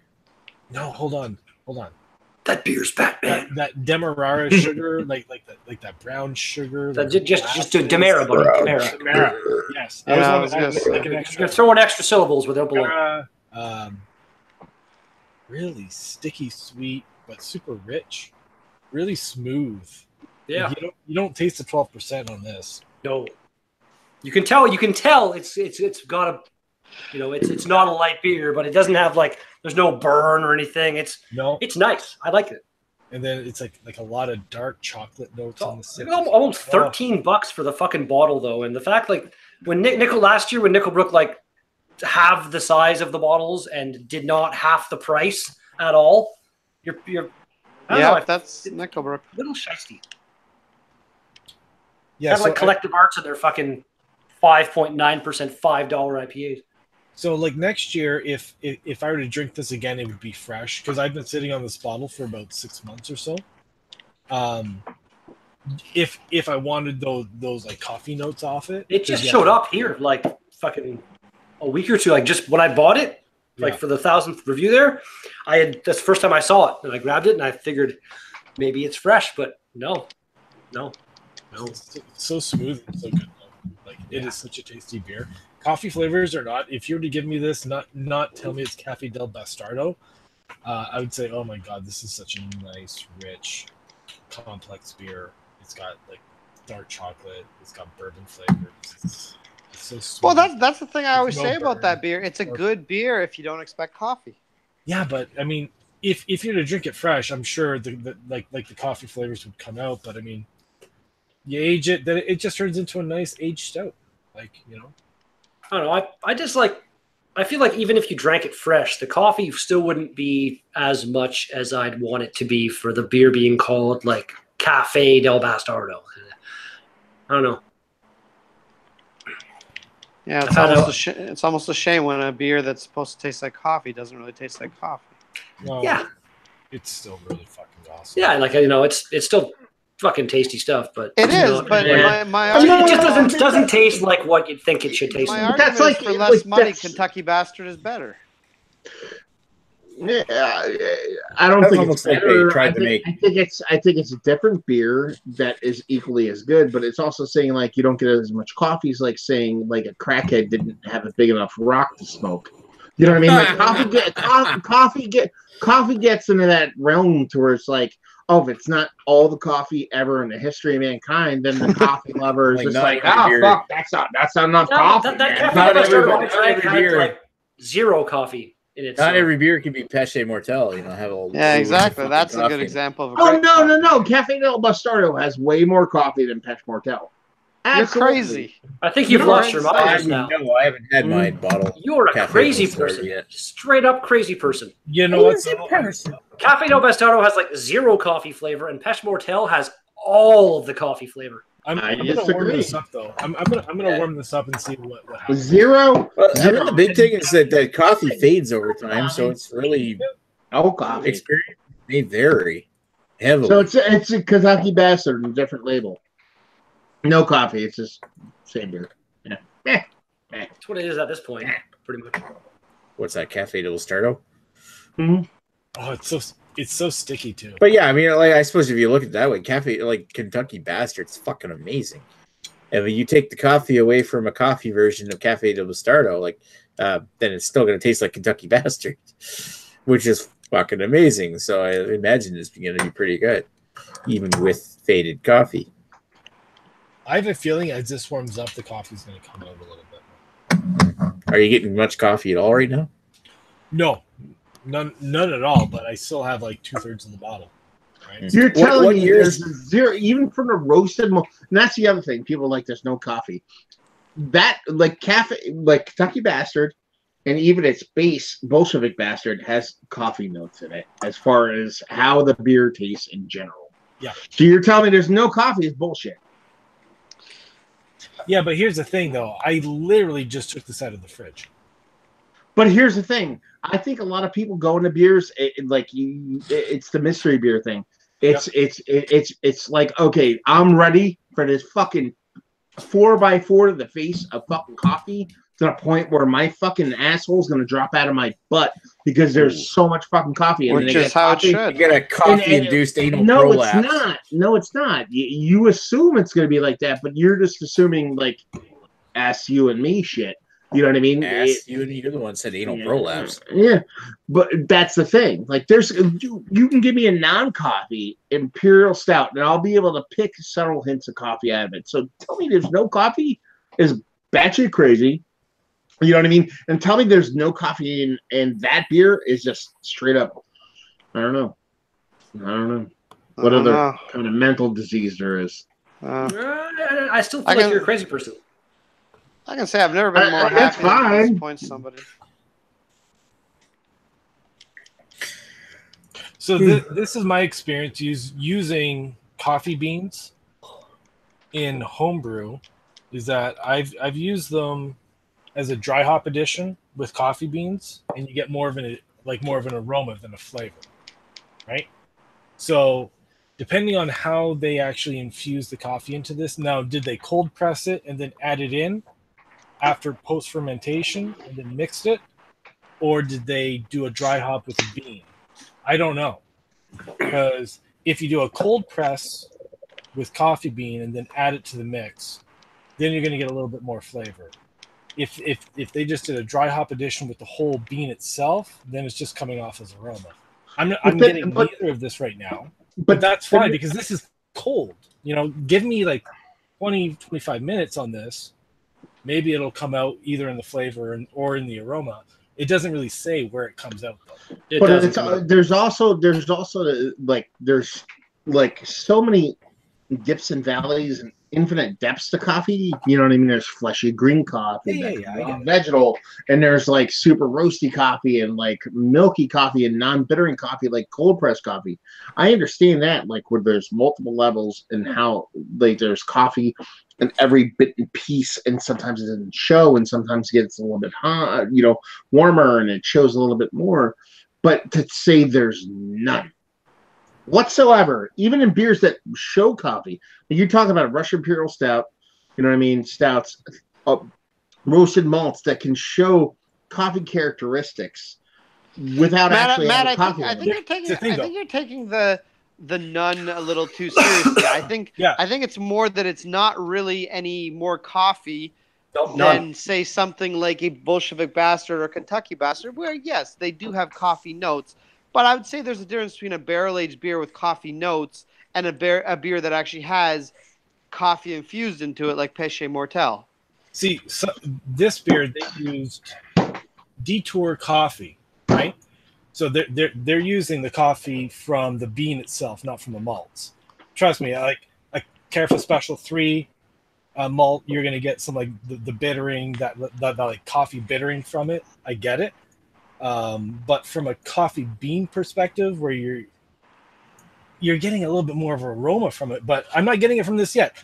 I love this beer, and I have, you know, when I had this 6 months ago, when it was first released, I was like, oh my god, this is like a fucking fresh, like this is like a cup of cold coffee. 6 months down the road, I'm not getting that flavor, but I'm still fucking loving the shit out of it. But I'm not getting those flavors. That's a different argument. Like time dropping out, like spices and coffee and whatever, all that stuff. But like Greg's talking about the beer in general, you know what I mean? Not having coffee. And here's the other portion of the show. Greg, how many cups of coffee do you drink a day? None. I'm not a big coffee drinker. Really? Okay. You don't drink coffee? What the fuck's wrong with you? I like the flavor of coffee. I don't drink it often. I usually only drink coffee if I'm about to work out. So you're talking about a person that doesn't like coffee at all, and they're like, this beer has none of the things I like in it. This beer is not good. I don't like it. Doesn't mean I don't know what the taste of coffee is. Yeah. But it's still. You don't have to eat a lot of. Hey, you don't have to eat a lot of cum to know. He's waiting. He's waiting for a pumpkin spice version of Cafe de Luz. Oh, pumpkin spice would be amazing.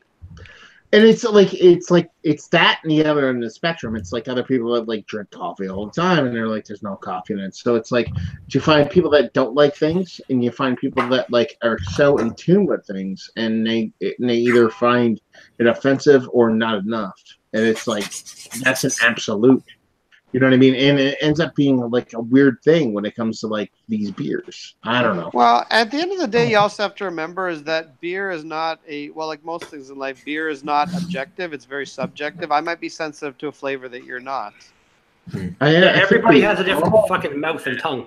I think we all understand. And even when it comes to drinking coffee, it also comes down to how you drink your coffee too. It also comes down to how you drink your coffee too. Are you a double person, or do you drink it black? I don't like coffee on its own. I love coffee when it's added to things. We aren't talking about you, Redbeard, are we? No. You asked the question kind of generally, so I gave my opinion. I apologize. We don't drink coffee. We're talking about coffee drinkers. Jesus, Nick's had too much coffee, so he's being mean. I didn't get enough coffee today. There is that like acrid bitterness that you get from like a cold, like from a black coffee on it, for sure. But I mean that's more malt driven than coffee driven. You know what I mean? You're looking for. I can taste the difference between like the flavors that are coming from the. You're looking for more like the delicate nuances, like not just the black coffee, like the roasted bitterness, but you're also looking for like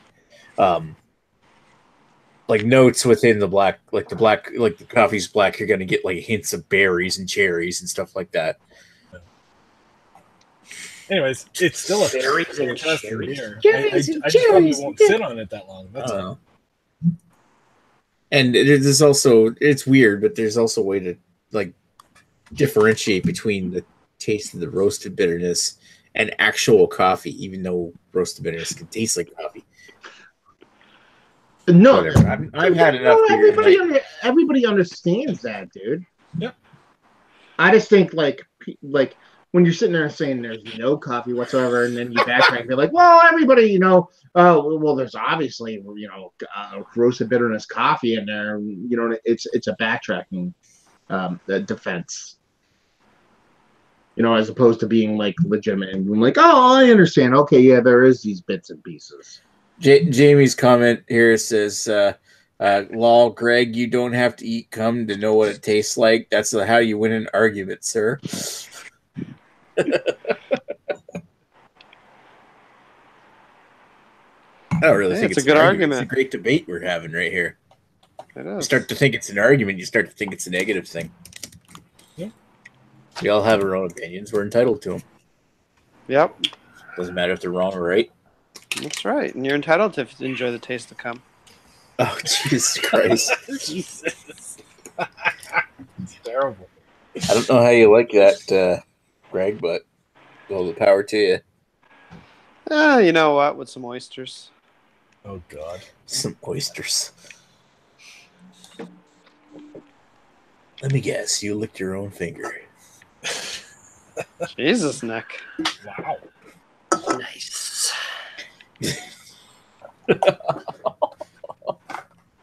probably safer than licking your finger. Oh. Nick knows where his finger's been.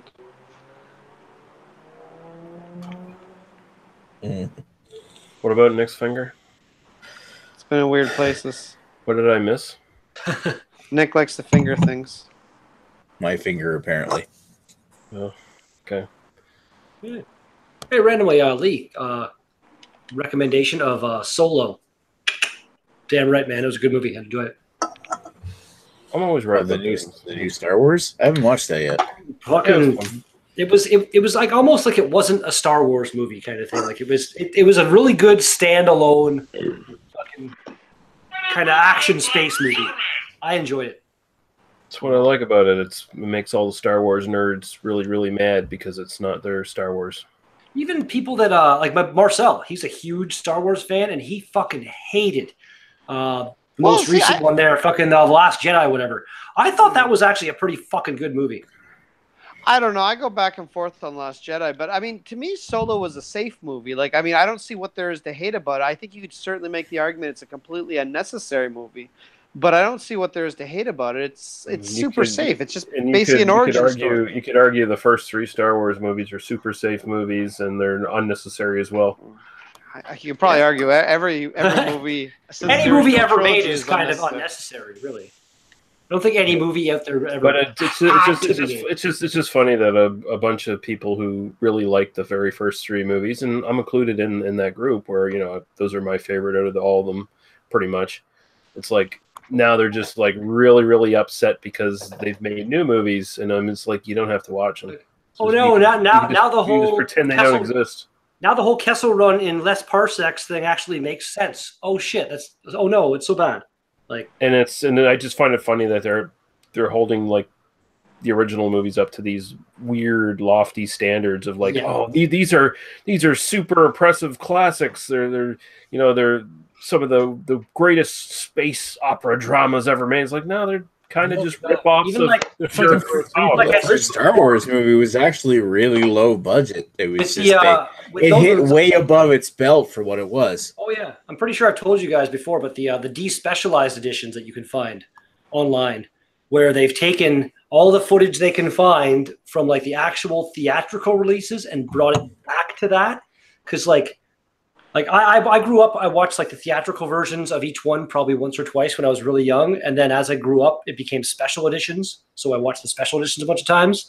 And to go back after having that as like what you remember, and then watching the theatrical cut of like A New Hope or any of the other ones, it's like a whole different fucking movie, man. George Lucas changed the music. He changed the whole feel of the movie is different. Watching like the theatrical cut is so good. George Lucas should be like burned, not necessarily burned to death, but at least scarred pretty badly for the special editions. That's like really. Well, yeah, and see, that's one of the things though. That's one of the things though. George Lucas. People credit him with, being, the heart and mind behind Star Wars and created all. It's like, actually, he had a lot of other people on his team helping him create those movies. And well, the problem with a lot of the bad movies that he was involved in is that he didn't have anyone to say no to him. Yeah, that's the thing. He had no one telling him no. And it's like you look at the first 3 movies, like, okay, George, I get it. You've watched a bunch of Akira Kurosawa films, and you've seen some Flash Gordon serials, and you made some fun movies out of those influences. But to sit there and pretend that those movies are fucking like all-time classics as far as like dramatically and all that shit, it's like no, they're popcorn movies. They're really great popcorn movies, but they are all-time. They're all-time classics for sure. But in terms of like, did they really push the boundaries of anything or do anything really new? Or like you watch Star Wars and then you go back and watch 2001, fucking Stanley Kubrick did years before, and the space scenes in that fucking movie for being made in like the 60s still hold up better than some like totally CG stuff done these days.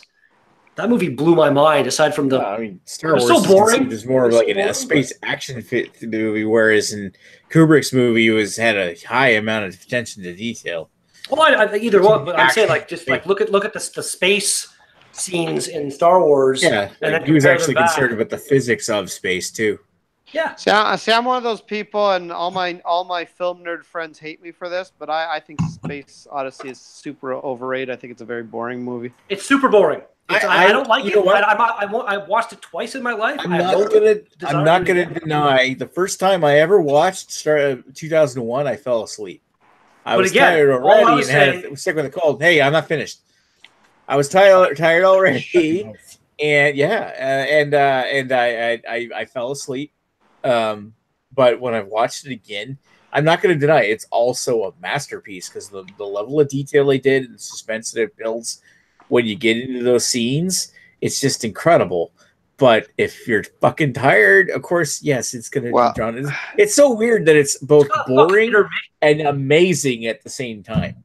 Like you're watching the movie, and all of a sudden it stops, and like music just plays for like 20 minutes during the intermission. Yeah, it's like what? It's a very deliberately paced movie. Like the movie, I don't know how far it is between Earth and Jupiter. Come on.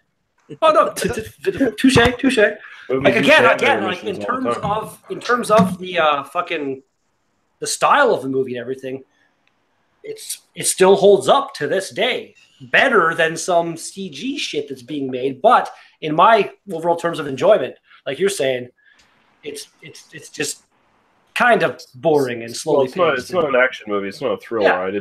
It's something you have to sit down and watch. Well, I am glad I've seen it. The movie I most liken it to in terms of style is Once Upon a Time in the West, where they're movies that they want you to sit there and watch every second of it. They are very deliberately paced. They are not fast.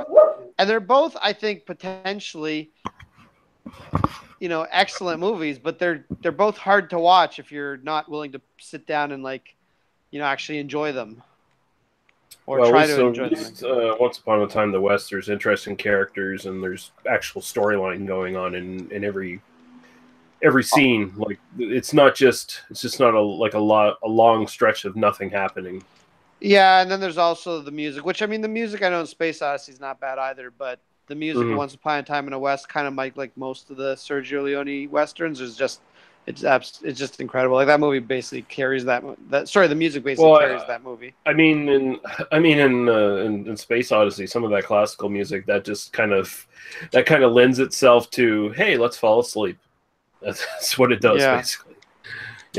But when you're listening to Once Upon a Time in the West, the entire soundtrack is like, I'm awake. Nick is how now. I'm sorry.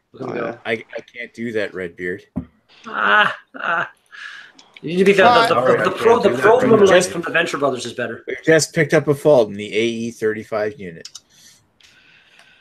Well, the other thing, Once Upon a Time in the West, is, I mean, like the ending confrontation is basically like, it's like, what, 30 seconds long? It's super short, the actual confrontation, but like leading up to it is just like, holy fuck, and this thing. The other thing I can think of it that's probably more intense than that is the Good, the Bad, and the Ugly, the final scene. That's like the 5-minute standoff they have. Like that's, but I guess that's a trademark of those films. Well, yeah, they did that in A Few Dollars More as well.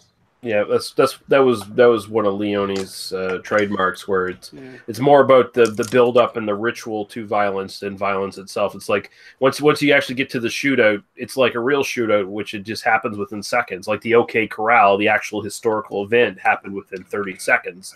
But you have whole movies based around it, where sometimes you have like ridiculous gunfights that last like 5 minutes in some of these movies, and it's just stupid as shit. Everybody else died in 30 seconds in the real time. Mm-hmm. But yeah, especially the end scene and A Few Dollars More. A Few Dollars More and The Good, the Bad, and the Ugly. They were both amazing scenes. See, I'm kind of the weirdo again, and I kind of like the middle one the most. A Few Dollars More. Yeah, I like that one. A Few Dollars More. That's the one. The bit with Lee Van Cleef and the music box. Yeah, and I liked Lee Van Cleef as the good guy. Like and I actually watched them all recently for the first time. First of all, I thought Lee Van Cleef was the same character in Good, the Bad, and the Ugly until I kind of realized he wasn't. That kind of weird. Yeah, he's a villain in the first movie, wasn't he? Well, apparently The Good, the Bad, and the Ugly is a prequel to the other two, supposedly. Yeah, in a way they are, but actually, it's like the first two movies, I think. Chronologically, if you sort of like get into it, they kind of happen after the Civil War, and then of course, Good, the Bad, and the Ugly is like still kind of during the Civil War. So yeah, during the Western campaigns in Arizona. Yeah, but they're more like thematic and spiritual sequels than they are like actual sequels that you would see today, where it's a whole trilogy, kind of thing. Yeah, exactly. But no, I mean, they're all really good movies, but I just really enjoyed the second one. And The Good, the Bad, and the Ugly is really good too, though that movie kind of goes on a little bit. Yeah, it's a long movie, but it's a very good 2.5 hours, yeah. Oh, yeah. No, it is really good. And then I think 2.5. I thought it was longer than that. It was closer to 3, wasn't it? It's actually closer to 3. But isn't it Once Upon a Time in the West the longest one? Like that's the one that's actually over 3 hours or something? They're both fairly close. Yeah. But actually, even the first two ones are fairly long for just like cheapo. At the time, basically, what they were considered were just cheap Italian exploitation films, basically. You know what? I've never seen Once Upon a Time in the West. I don't think I've seen that one either. Good, the Bad, and the Ugly was 177 minutes, so almost 3 hours, just like 3 minutes short. But Jesus, that one was good because it had so many. Like, it wasn't so much that you also got to know each one, like each the Good, the Bad, and the Ugly, before they had their final showdown. So it's like you understood each person. Yeah, it was. But yeah, you're right. When it comes down to actual good action movie, the middle one was fantastic because the way it ended. With especially the music box, the music really played heavily in where, like when the music from this music box stops playing, but they also played part of the orchestral elements in with the music box to stretch it out even further while everybody's just looking at each other, waiting for the music to end. Well, that's the thing too. Once you get to Once Upon a Time in the West, the music. Everybody has their own theme song, and as they encounter each other and they get more entangled in each other's business, their theme songs intermingle. So every time you see them together, you start hearing like their theme songs playing together. You hear new versions of their theme songs, and like the music is part of their character at that point. Like it's almost kind of like meta movies in a way, because it's like breaking some walls there where the music bleeds over into reality. Like when Charles Bronson's playing the harmonica, it plays to a degree where it's like he can't be playing that. It's actually part of the score as well. Like the score picks it up. Yeah, you know, I get it. I gotta watch this because I mean, I don't think I've ever seen this movie, but I'm just looking at it right now on Wikipedia. I'm like, holy fuck, I gotta watch this. Charles Bronson's pretty damn good, and Sergio Leone, wow.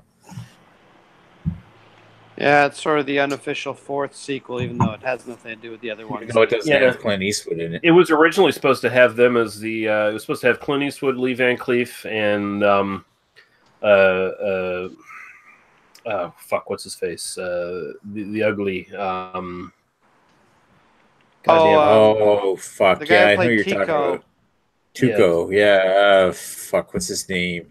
Eli Wallach. Eli Wallach. Yeah, they were supposed to play the three gunfighters who wait for Charles Bronson at the train station, but they opted out. So That would have actually been kind of funny.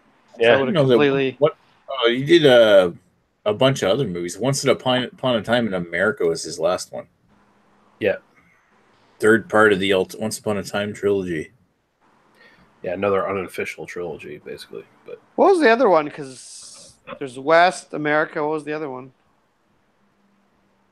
I don't know. Once Upon a Time in the West, Duck You Sucker.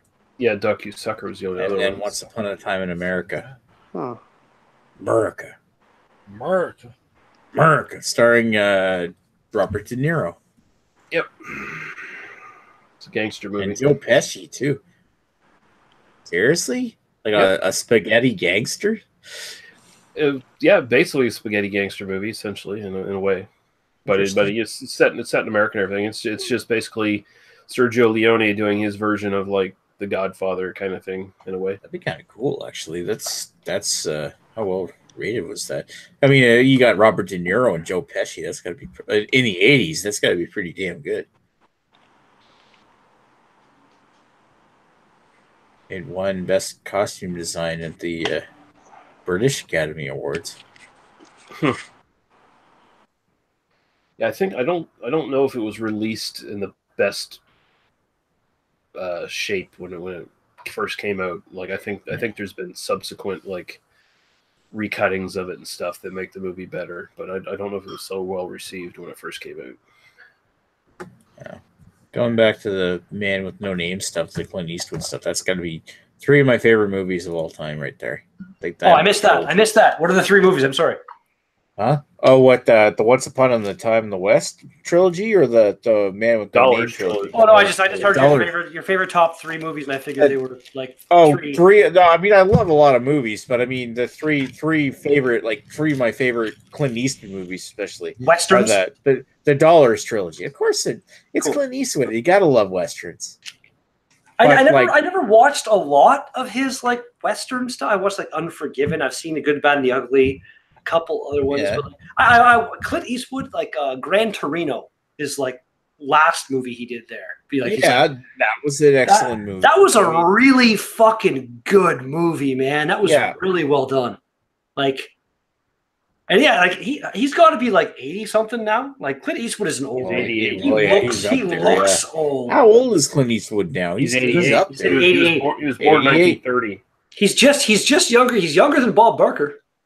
Bob's 93, I think. Just like random famous people. I have it on Blu-ray. I like that. They're three of my favorite movies of the No Name trilogy, like the Dollars trilogy. Fistful of Dollars, Few Dollars More, Good, the Bad, the Ugly.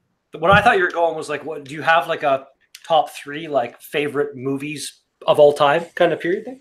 Oh geez, I don't know if I could pick the top three. There's a lot of movies I don't watch nearly as many as what Lee does, but I do watch. Nobody watches as many movies as Lee does. So, I mean, geez, when was the last time I sat down and watched a movie? I think it was like, really? I can't remember. Wow. We actually watched all the way through Super Troopers. I think I watched Solo a couple days ago. I watched. I gotta sit down and watch that. It's a lot of fun. It all depends. I go through phases where I got to watch them. The guy they picked to play the part, he does look a lot like Harrison Ford, at certain angles and stuff. Like you could actually buy that yeah, this guy No. might become like a hardened version of And the Harrison. Danny Glover, I feel like he played a really, really good Lando. Lando. Like he had the same kind of Mhm. mannerisms and just like the same kind of personality. Like he did it was a good fucking the end. Like the chick. Wasn't it? It's not Oh, Danny it's Glover. kinda Wasn't it Crispin Glover or weird. something? No, It's not Crispin Oh, no. Glover.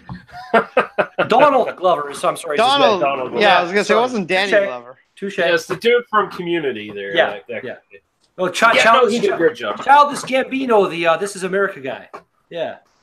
Yeah, and I liked the little Phantom Menace Easter egg that's in it. I thought that was pretty good. Yeah. Spoilers. Oh, You come know, on. the head of the crime syndicate. Okay. Yes. Yeah, Well, you know what? I Oh, mean, was it like Darth Maul or something? I'm actually not not saying. one of those people where I don't hate the Because prequels. I know that and- he's back in Rebels or something. Okay, well then, fuck it. Okay, I'll spoil it for y'all. It's Darth Maul. He's the head of the fucking red whatever crime Thank syndicate. Yeah, which if you Okay, watch any cool. of the cartoons so or Clone Wars, so you can at find that that point, at that Oh, he's point, alive. he's got like the bionic legs and shit going on. Isn't that what Well, happened? Yeah. he's He's alive got, like, in that movie. bionic spider legs or Spoilers something. in the timeline of the universe, he's actually dead, but he dies. Solo takes place before he dies a second time, because Obi-Wan kills him a second time in the show Rebels. Oh, Okay. okay. But I yeah, don't think I watched all the Clone Solo Wars is series, contemporaries I watched with Rebels. Rebels. So But no, I liked I've only- I liked the it went back to some of the fun elements of the first Star Wars movie, where it's like you just see all these weird aliens and you see all these weird little worlds, and it's got that lived-in feel to it that I I really liked appreciate. his droid who's like all about trying to like liberate Oh, yeah, he's got- or start he's got the that- resistance. He's got that- that sort of liberated feminist droid. who- That was and- funny. and it's also funny that apparently Donald Glover is Lando Calrissian. He's kind of I guess the term is pansexual, maybe, where he'll fuck anything. I think that's the I'm not sure. I'm not sure what the I actual. think the I know what words- you mean, That is yeah. appropriate. I think the word's pansexual. Oh, Jesus, Nick. But let's put it this way: he'll fuck any alien, any robot, whatever. He's all about fucking everything. So Well, that's like apparently robot- that got a lot of nerds really outraged as well. The robot's talking and like the robot was saying like she's thought about being with Lando, but nah. It's like what? It was, Yeah, she said they weren't compatible or something yeah, like that. it was Yeah. fucking funny though. Hey, if I had the opportunity to fuck a robot, I would, or an alien for that matter. I would say a robot is probably, look into it now, and that's a thing that you can probably do. The alien thing, you might But have to. okay, let me rephrase. I want a robot that looks at least remotely female. That's Again, just the that's thing. it. All the Robots droids. are things. There's I That- want to say it was in Japan or something. Well, there's actually like cafes. Of course, it's opening up Japan. where like you Yeah. go in and have your way with a fucking robot and then leave. Yeah, That Yeah, is that- machine. Did they have the first sex doll cafe opening up in Toronto? that's what it is. See, that's a funny thing about the Star Wars is like these super advanced, like future sci-fi tech. They got droids and stuff who have personalities and are sentient and all that, but none of them look like people at all. Like all the droids look like vacuum cleaners and shit. It's like it's like there's no perverts in the Star Wars universe. Like there's no one who wants to make like a fucking movie. I feel like there must have been some like intergalactic decree that was like all droids must look like a robot, like the Will Smith movie, there, iRobot, and I like bet you it's like it's like some sort of like law or something from the Empire they put down. It's like, because they're really Don't stick fucking, your dick in this. yeah, they're real buzzkills. Who's like, we're not gonna have any sexy droids. That would be a rebellion worth starting if you could start a rebellion against an empire because you you want gotta- sexy droids. you got to think too that like the technology is there where like these robots seem to be completely like self-aware and sentient. Mhm. So if you were to make one that looked like a human, you'd have a fucking like the Terminator level kind of spy on your hands. You know what I mean? Like that. There's just so many ways you could go with that shit. Right.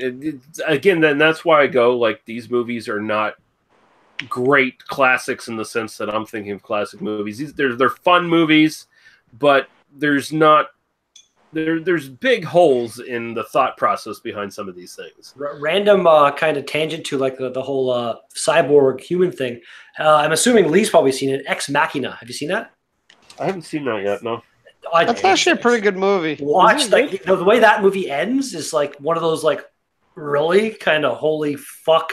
The pacing is a bit slow. It's not like a crazy action movie, but it's done really well.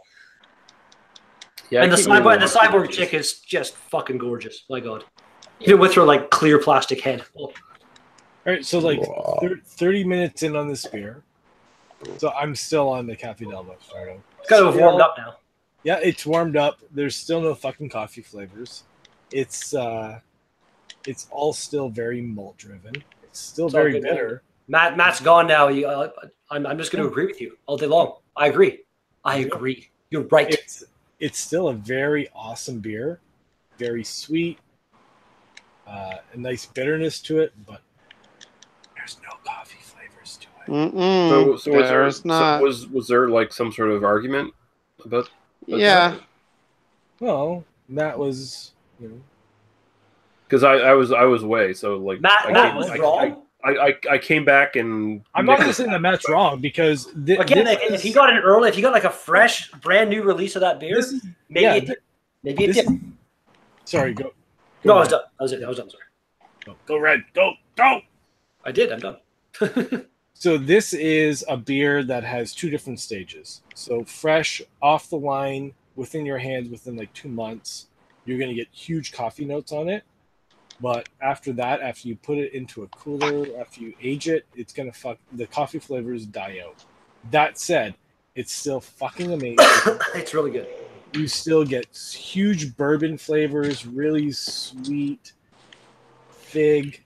You get fucking dates. You get Demerara sugar. You get all those, like the mouth feels fantastic, but there's no fucking coffee on it. I think I gave it a 7 because of that. Like I kind of went like with the beer analysis rating system for that particular beer at the end of that vlog, where I was like, I love it, but for the style, like for what it's supposed to be, there's no fucking coffee. So I like for the stuff for like my overall enjoyment, it was like 9.5, and then for the style, it was like 5. So I averaged it out. It was like in the 7 range or something like that. Yeah, so I know I've had this like the 2018 edition when it was really fresh off the line. I had it. The coffee flavors are so pronounced. You never said that before until now.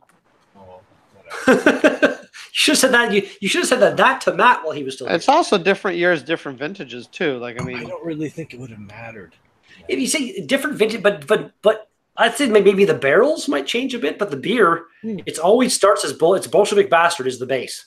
That beer is the same. Oh, it's not like Bolshevik Bastard sometimes isn't different either. Like I haven't had enough to know that, but either way, it's still a solid beer, and I stand behind my evaluation of it. There's just now noticed that to it right now. But he actually left a fucking message when he left. Peace, Duders, coffee for the win. I didn't notice that till now. That's funny. Let me say goodbye. That was nice of him. We're Duders. Say goodbye. Somebody shared a thing on my Facebook. Some company has made. They're basically like slippers made of chain mail. What? How's that possible? Apparently, they're like medieval slippers. Yeah, you put them on it like it's so that you can walk on nails and glass and stuff and not get your feet punctured. If that's a big concern of yours, I guess. Oh, try it. If you live in an old crack warehouse, that'll be. I was gonna say. Also, I wear running shoes typically, and I've never gotten my feet punctured. So yeah. Well, again, like you live like if you live on the farm maybe or something like that, where there's more in case you ever get a nail straight. They just seem fucking weird though. Like hey, look who's in the chat. It's Dale, brewed by me.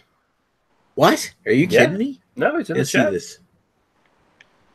Holy fuck, Dale! How you doing, bro? We're doing good. I haven't talked to you in fucking dog's age. Jamie's trying to fucking support Matt over there, bastard. That's all right. Jamie, I love you. No, Matt. Wow. No, I mean, everyone's got different palates. I know what I'm tasting right now is all malt driven, not coffee bean. Listen, now that I know Jamie agrees, I have to say that it's all coffee, and Jamie is right.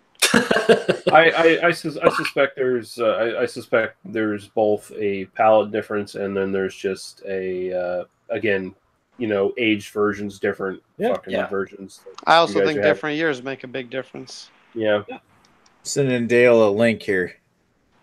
I guess I gotta head out soon, so don't be offended if I leave. But still, man, holy shit, it's good to see you. Nick, Are you gonna leave and leave us online for 10 minutes? Thank you. What? You're gonna leave and let us like randomly go offline 10 minutes later? No, I could do that. Really good tonight. He has not disappeared at all. Well, I had to go pee at one point. Well, yeah, but that's like a small period of time. Man, that's why you fucking put on a pair of adult diapers and you're good to go for the shot. Adult diapers. That's why I have a bucket under my desk. Just right in that bucket. Every now and then you hear the sound. That'd be fucking hilarious. Every while you hear the sound and I go like, You see Nick's face kind of change. Get a that little look bit for a of second. relief on my face. I don't know. I'd say Nick always looks like he's peeing himself. But anyway, that's stupid. It's true. Came to mind. Anybody else when you were kids No. on Christmas Day? I used to find Christmas Day, no matter how like little I drank the night before or whatever, or like you wake up on Christmas Day. Wait, and as a you're kid, like, I want to no matter open how presents. little you I drank, want to open presents, and it's like you go take your morning pee, and it's the longest pee of your life, kind of thing. That used to happen to me, like just Because of the suspense. You want to go out to the tree and see what presents you got. I was, everybody's like, no. just always worried Santa Claus was going to peek in on you while I was taking a piss. Fucking creeper. Santa Claus is a creeper. I mean, he goes in everyone's fucking house, right? I He knows mean, when you've been that ain't battered goods. normal. He knows when you're asleep, and he knows when you're awake. and he Exactly. drinks your daddy's milk. He knows when you've been battered goods, so don't touch yourself. For I mean, goodness it's sake. really convenient that he's got this excuse that, I give presents to all the kids. But in reality, he's breaking and entering into your fucking house. Child molesters use that same excuse. It's like it's like your parents have to bow to the Santa overlord. And if you're in a horror movie, you might catch him fucking your mom, and you become a serial killer. Jesus Christ. Yeah, Was it Deadly Night. the first And you Santa wonder why Claus you grew movie? up fat and with a beard. Maybe the first Santa Claus movie wasn't that far. Like Tim Allen sees him and freaks him in the house, and fucking he falls and dies, and then you got to be. If you kill Santa Claus, maybe you have to be a Santa. You know, could be. Yeah. Okay. You never know, man. It could all be real. It's a huge cover-up. You never know. Well, I mean, they report him on the news. The Weather Channel tracks them. I love that be Canada real, right? NORAD. Like Canada does the whole like NORAD fucking thing, and I'm doing that since I was a kid. It's pretty cool. We're the Great White North. We're responsible for that shit. Take off. Santa's ours. A beauty way to go. It's funny, actually. I remember the moment that I stopped believing in Santa. No one ever told me, but when I was younger, I don't know if I was snooping. I wasn't snooping. I was looking for something, and I came across. I don't remember. I was in grade 3, so I can't. I remember exactly what it was. I was looking for something, and I came across a Lego train set, like a nice Lego train set. I was like, "Oh, Christmas present! I shouldn't see that."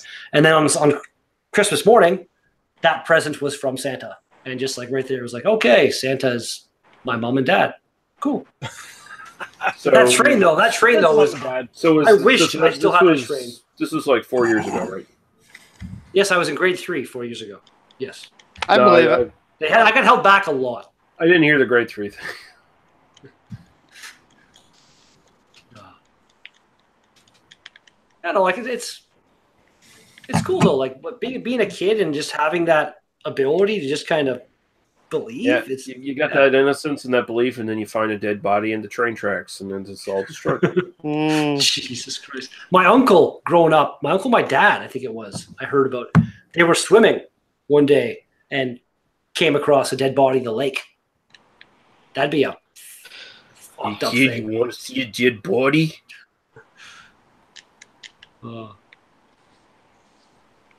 What the fuck?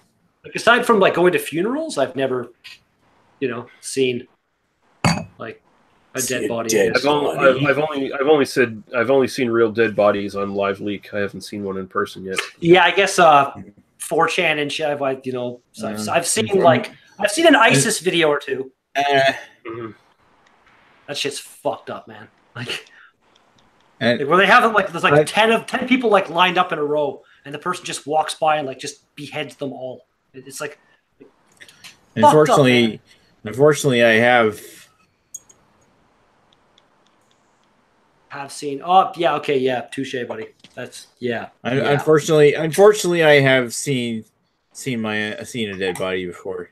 So. And yeah, like and like that's past. Like I'm thinking, like you're driving and you see an accident, somebody you don't know. I can't. Well, yeah, I suppose there's that. But I mean, I can't even really imagine what you fucking went through, buddy. That's Jamie wild. says, "Stand by me, Lee."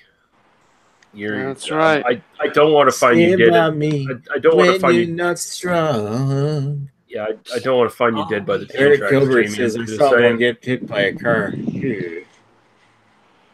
Wow. You saw a dead body get hit by a car? He was already dead. Oh, so what movie that came out not that long ago? There's like a car chase happening, and one of the vehicles has a bunch of dead bodies, and they start like throwing them out the back. What the hell movie is that? Shit. I don't know. Really Was this a shitty weird movie. dream you had? No, the scene was like Fantasy. fucking just pretty horrible. It was like all these like I think they were in coffins and like they pushed the coffins out and then like they hit the cars and stuff and the people came out of them. But I I don't can't. know. I remember seeing Bad Boys 2 when they were in the morgue and they found the corpse with the giant tits. That's fantastic. I'm happy you remember that. I remember Yeah. watching one movie. It I was was on like laughable. it won Showcase back in the 90s. It was Oh, like a Showcase used to be the it was best in a channel. morgue, and it was a naked woman that was dead, right? So, and this guy is in the morgue, and he starts to have sex with his corpse. And then after he's finished, the corpse stands up and says, "Like, yeah, we have to stop meeting like this." And it was just What like, the fuck was that movie? what the fuck am I watching? That Like- okay. Okay. Oh, It's like the beginning of fucking this is Kill like, this Bill. is like the kind of movie that Paul would watch, you know? Just so you know, Maxwell Star's beer reviews and the post-analysis hangouts do not advocate corpse fucking. Well, yeah, Yeah. we kind of do. No, Expressed by Nick. Do not so if those you're a necrophiliac and your sex life is dead, call. It was years ago. I was working with some guy, and somebody. I don't know if it. We fucked the corpse for I fun. hope it wasn't true, but this guy, I guess his parents ran a funeral home, and Oh. apparently he was with some girl, like a real live girl, and that girl ended up Yeah. getting some kind of like infection or something. And when she went and like got it checked out, it's like that whatever germ or whatever is apparently only able to happen by somebody having sex with a dead person. So it's like the guy I was working with potentially at his parents' funeral home was doing that, and then like had a Or he real- was, yeah. or he's just rubbing his dick in the coffins. How do dead people spread things though? Well, They're there's still microbes and stuff that live in you even after you're dead. There used to be an old Reddit channel. I don't know if it still exists, but it was called like Beautiful Corpses or something, and it was just basically people posting like naked photos of corpses and autopsy photos and stuff. Wow.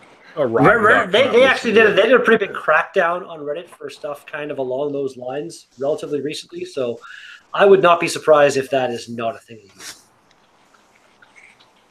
Yeah, people are sick bastards. I used to go to rotten.com. I don't know if it's still around anymore. That was a fucked up site when I was in high school. Every now and then he'd like, I saw a fucking picture one time of some guy.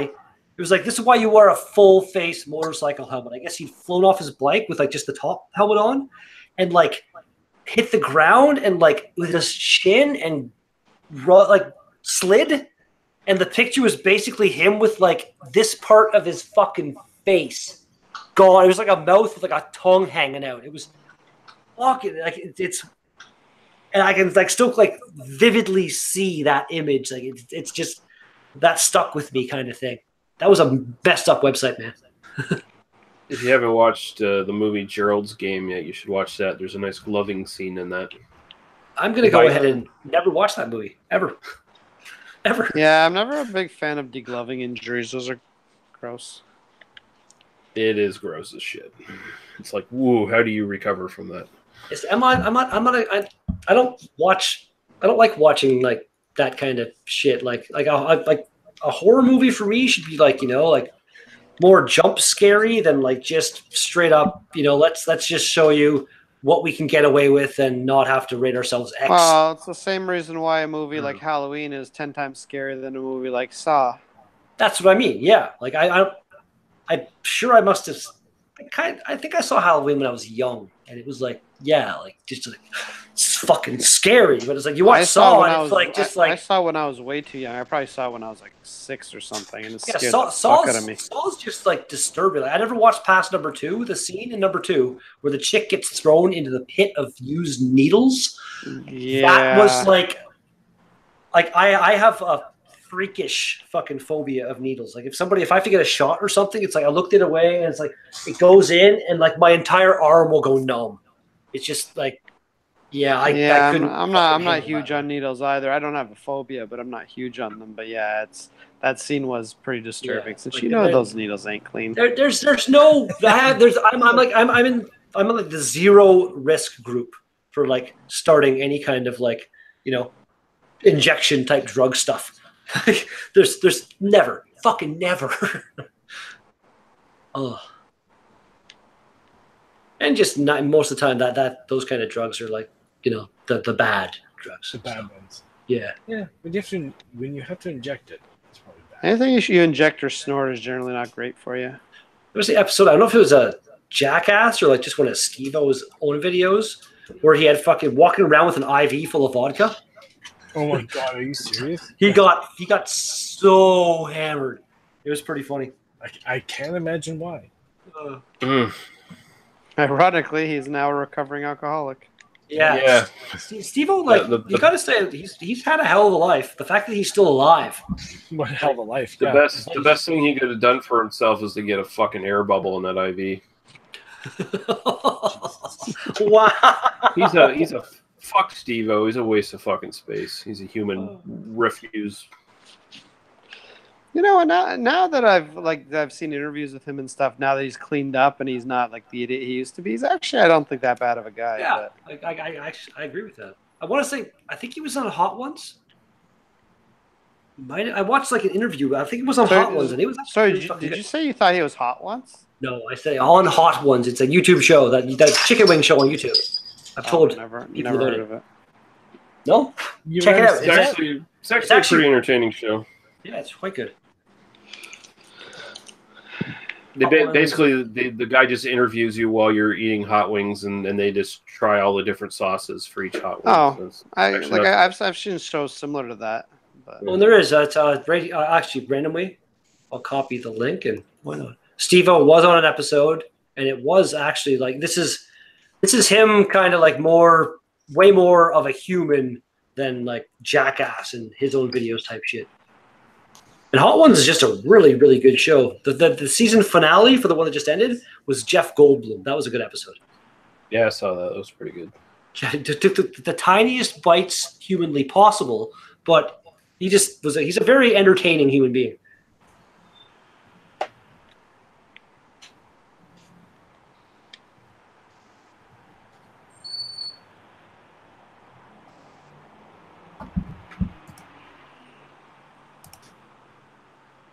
There's a little bit of dead air. Let's have another beer. I've only had 2 beers tonight. I just finished my first beer, so I'm going to grab another one as well. Woohoo! Well, I had the review beer, and then I had 4 home brews, and now I'm on fucking Cafe Del Bastardo. You're just getting started, right? Yeah, right? I have to work tomorrow. I've technically been drinking all day. I'm way ahead of all you guys. Well, there you go. Day drink for the win. Well, I have half left of the cafe, so there you go. Still all malt driven. What do you mean, man? All coffee. I'm actually jumping off of beer for a second here. I've got myself some Stadium Island peach. This is what the peach flavor in that goddamn IPA should have been reminiscent of, man. This is a fucking delicious peach cider.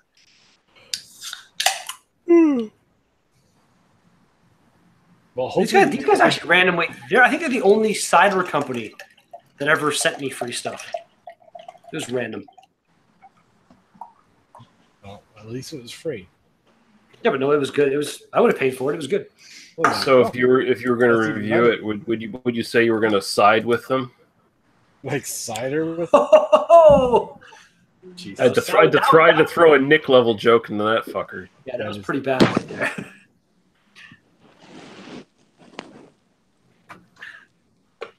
Yeah, the peach flavor in that is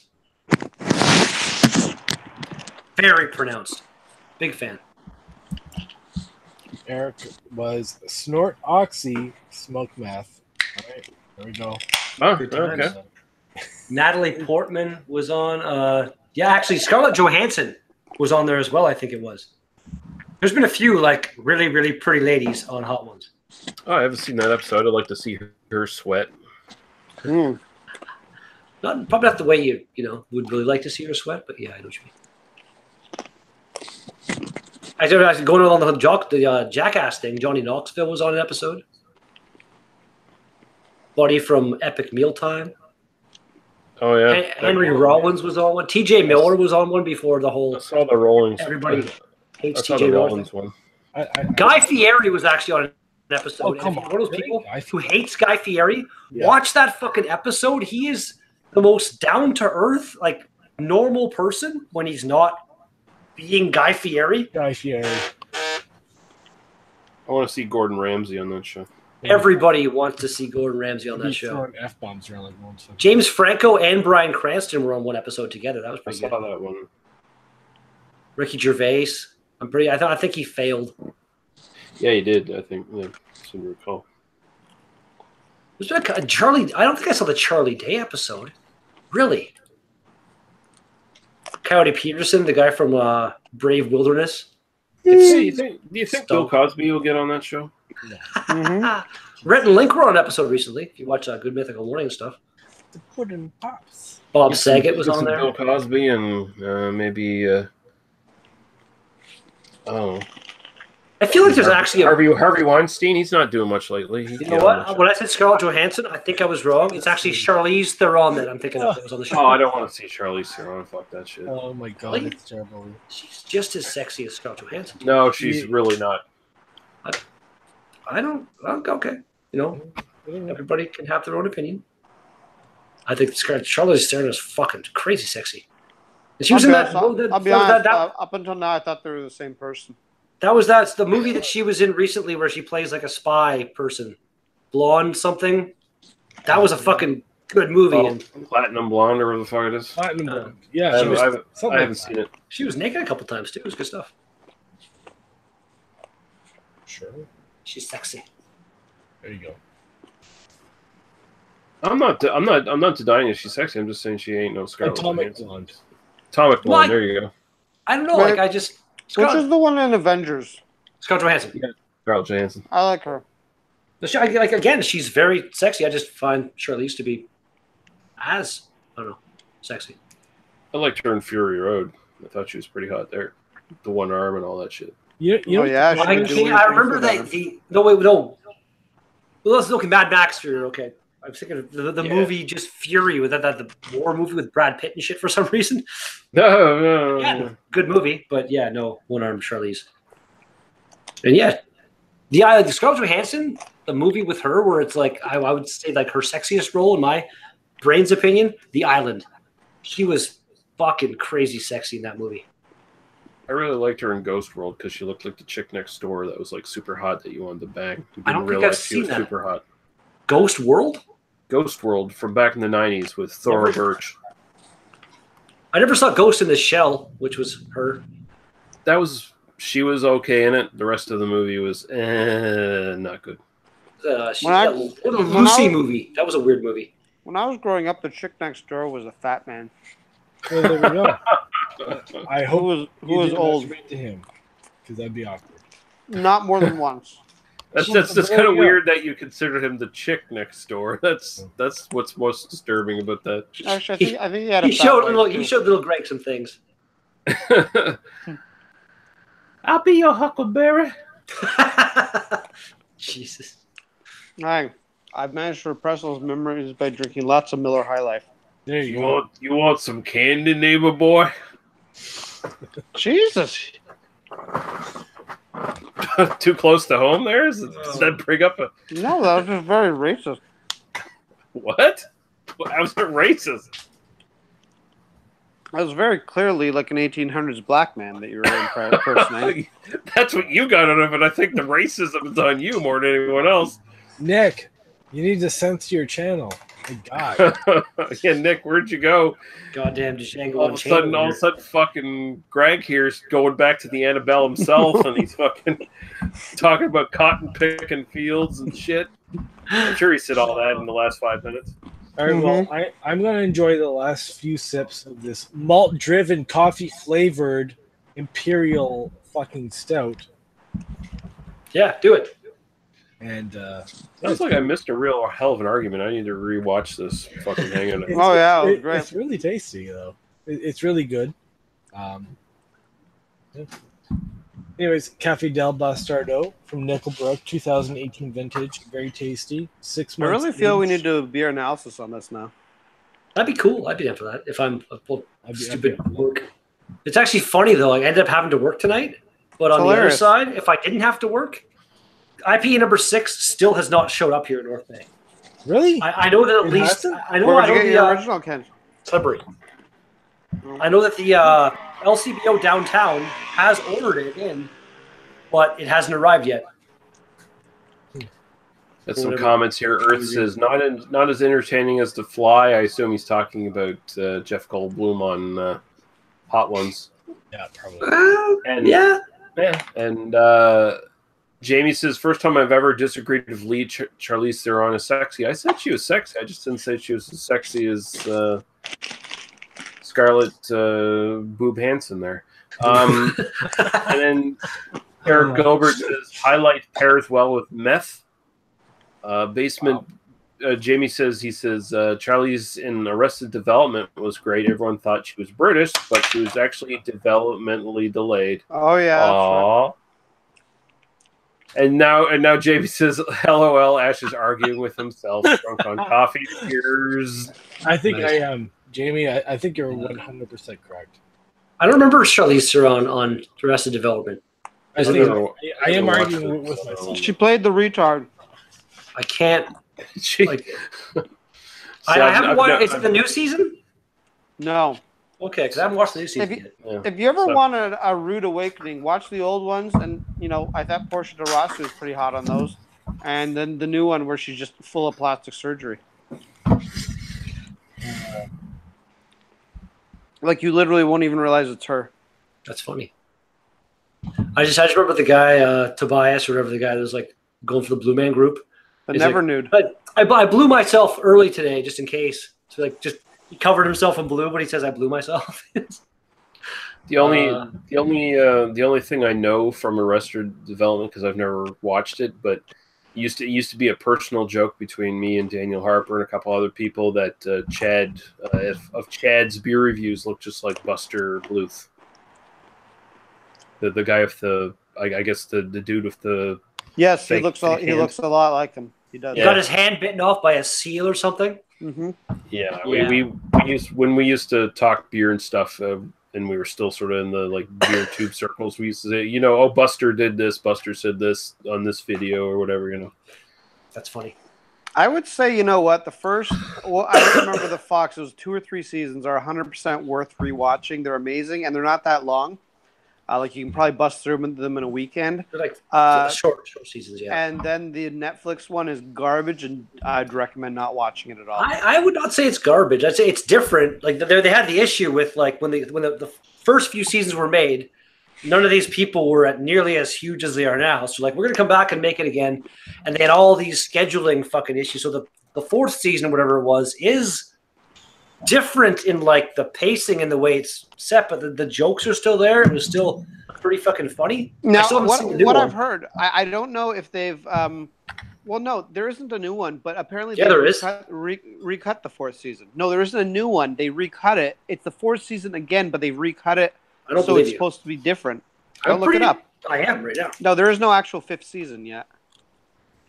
Arrested Development, season 5. Season 5, episodes. Number 1, 2, 3, 4, 5, 6, 7, 8. Fuck you, you're wrong. Read about it. It's not new. It's not a new episode. All right, I have to jam out. Have yourselves a good night. All right. Peace out, buddy. All right. Have a good night, Ash. Good night. I yeah. think it's also high time that I take this offline as well, and I'm gonna head out as well. Really, So before I'm we reading do it on that, though, Wikipedia Nick, right now, Greg. It's totally a new season, dude. 100%. Yeah, and you got talked over. we're full of arguments, and before we leave, we should reiterate that Chris Peters did indeed kill those women. All the truth. Like, don't deny the truth. Yeah. You know, The investigation continues. investigate the food. There you go. The Fugazi That was awesome. investigation.